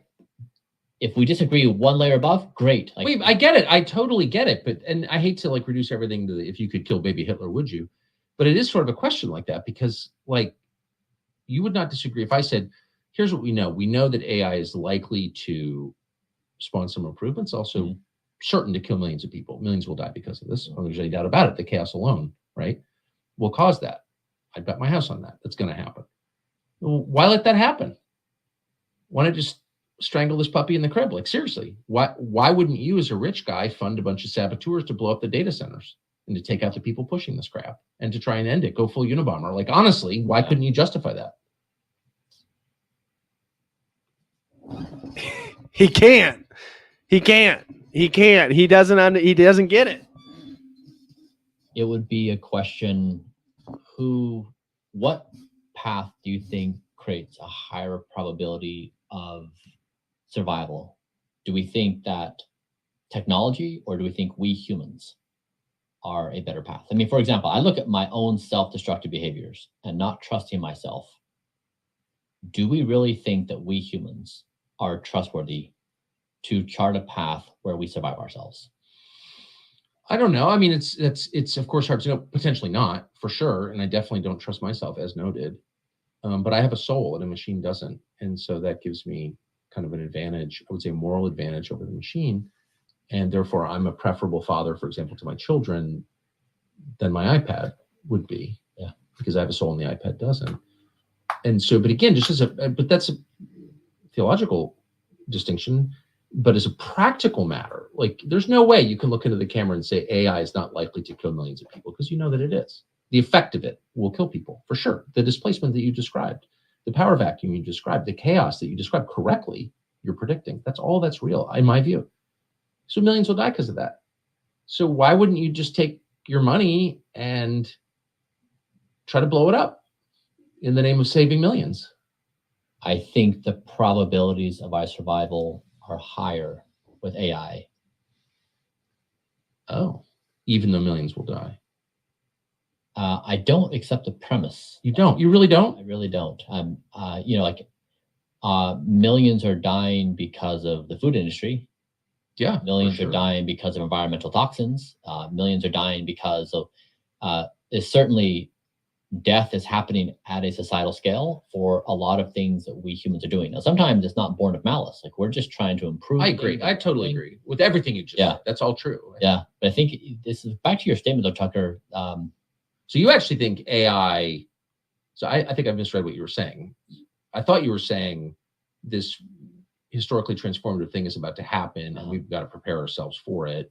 And the implication would be that's a kind of bad and scary thing. But you're saying actually for all the displacement and suffering it's going to cause, it's still better than if we didn't have it. Exactly. And Yikes. He still hadn't answered the intrinsic value and the metaphysical question that Tucker was trying to pose. So we can see that this guy's limited in his capacity to sort of analyze the situation and these topics. We got a couple super chats real quick. John Anon throws in $5 over on Streamlabs. He says, Timothy Leary promoted space migration, intelligence increase, and life extension. He sure did. Smile to replace heaven, salvation, and eternal life. Exactly.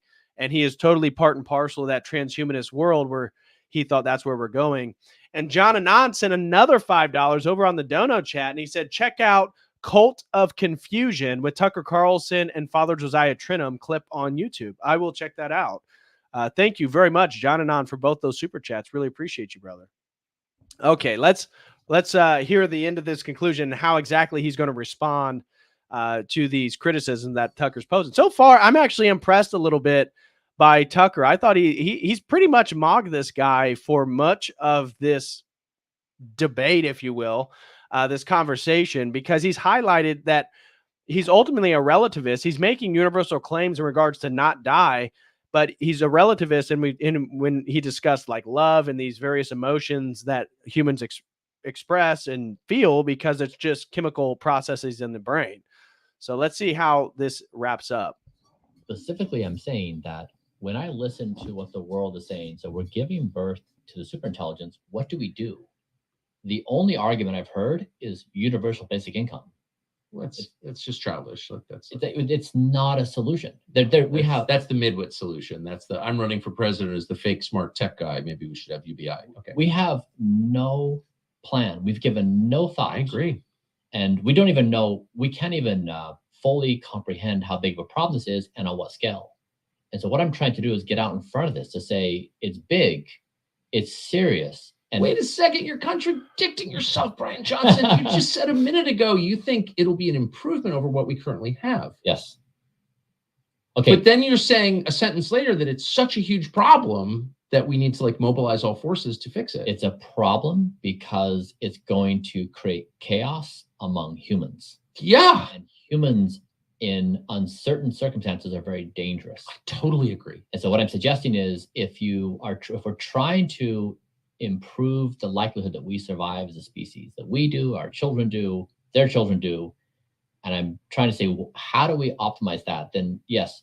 But I still just want to go back to like, why not save ourselves? I mean, there's something sort of classically American or Western or overfed, too much money, passive about the society that I live in and all of us live in. We're just like, well, it's going to happen. It's like, why doesn't somebody stop it? Yeah. Why even go through all this drama?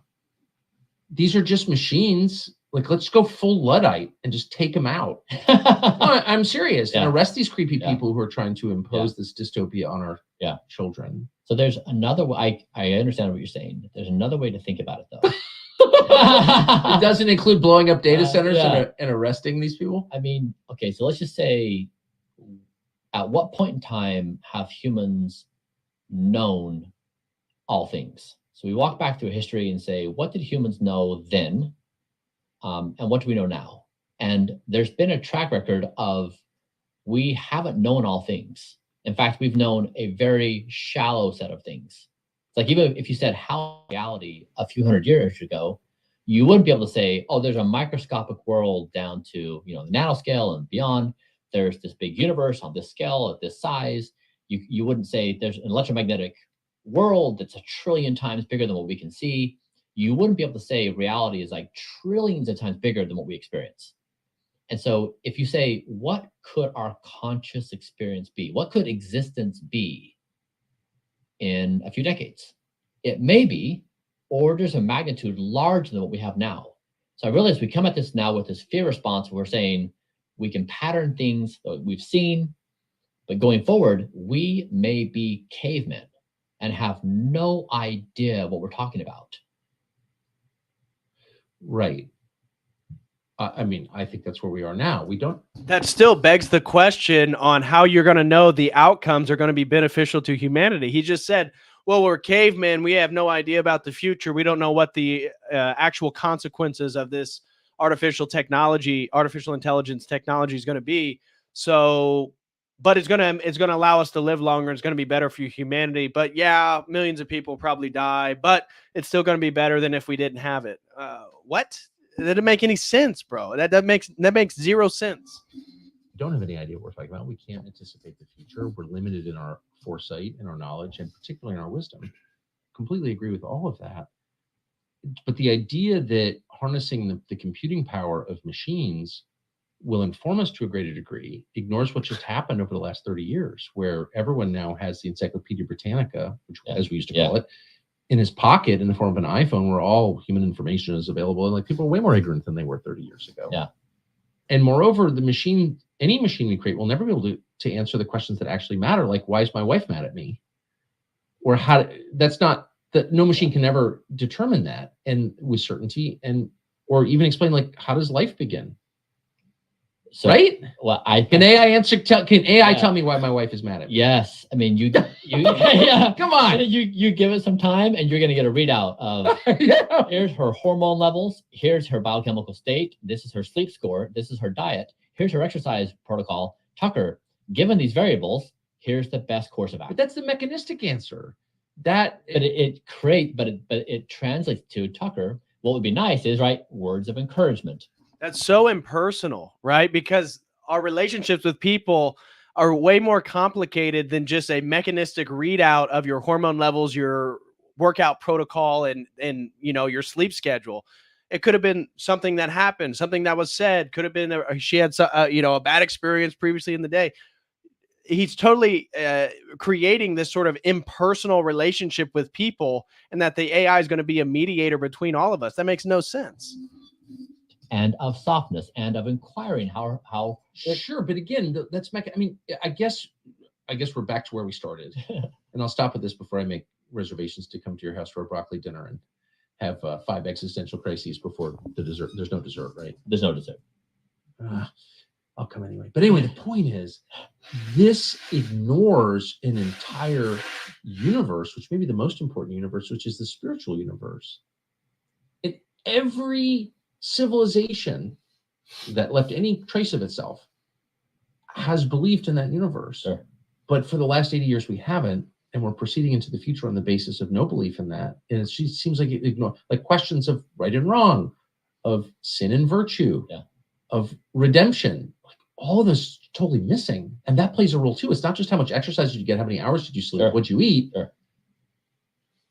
Feelings are not just the result of biochemical processes. They're the result of forces that exist outside of us. No, spiritual forces, unseen forces. I agree with you. And it also is a chicken and the egg problem. Do the emotions come before the biochemistry changes, or is the biochemistry the exact precursor to the emotions? Again, if you believe in a spiritual universe, the emotions are the precursor to the biochemistry. And this may be the most spectacular spiritual existence in our history. Like, this is absolutely, like, you and I have the same conscious experience of reality. We may have different ideas about reality, but we experience it in a very similar way. And what I'm suggesting is the promise of this time and point is we may be on the cusp of the most spectacular existence in this part of the galaxy. We don't know that intelligent life lives anywhere in the galaxy. We can't find it. Maybe it does, maybe it doesn't. We're the only life we can see. And we're now giving birth to super intelligence. This moment may be the time to set aside our petty little things and say, really, it's us in this moment? And we get to experience a spiritual nature that is just mind-boggling. This is our moment. Well, why would is there any? I'm so rooting for the future you describe. I really am. You said at the outset that you were no longer a believer because there's no evidence, which I think is a fair thing to say. I disagree, but I respect your evidence-based standard. Okay. Where's the evidence that technology has ever brought people closer together, has ever done anything but enable people to be people, which is to use it in part for good ends, better food, more food, and evil ends, nuclear weapons. Yeah. Like, I just don't think that there's any evidence for what you're saying. Yeah, it's because humans have been playing the game die. So it's not that technology has virtue or is without virtue. Technology is neutral. Humans have used it for their purposes of war and power acquisition and wealth. It's what Yes. we've always been doing. And that's what I'm suggesting. That's what we need to eliminate from society, the causes of death. And that includes warfare. It includes fast food. It includes all the things we do to ourselves and to each other and the planet. But until we can account for why we do it to ourselves, we're probably not going to change it.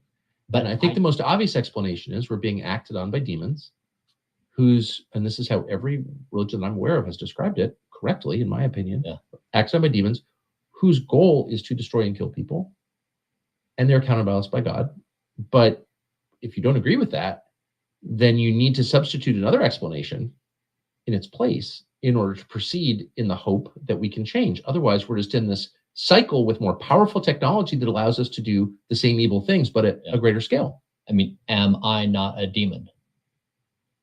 Are you not a demon? You don't seem like one.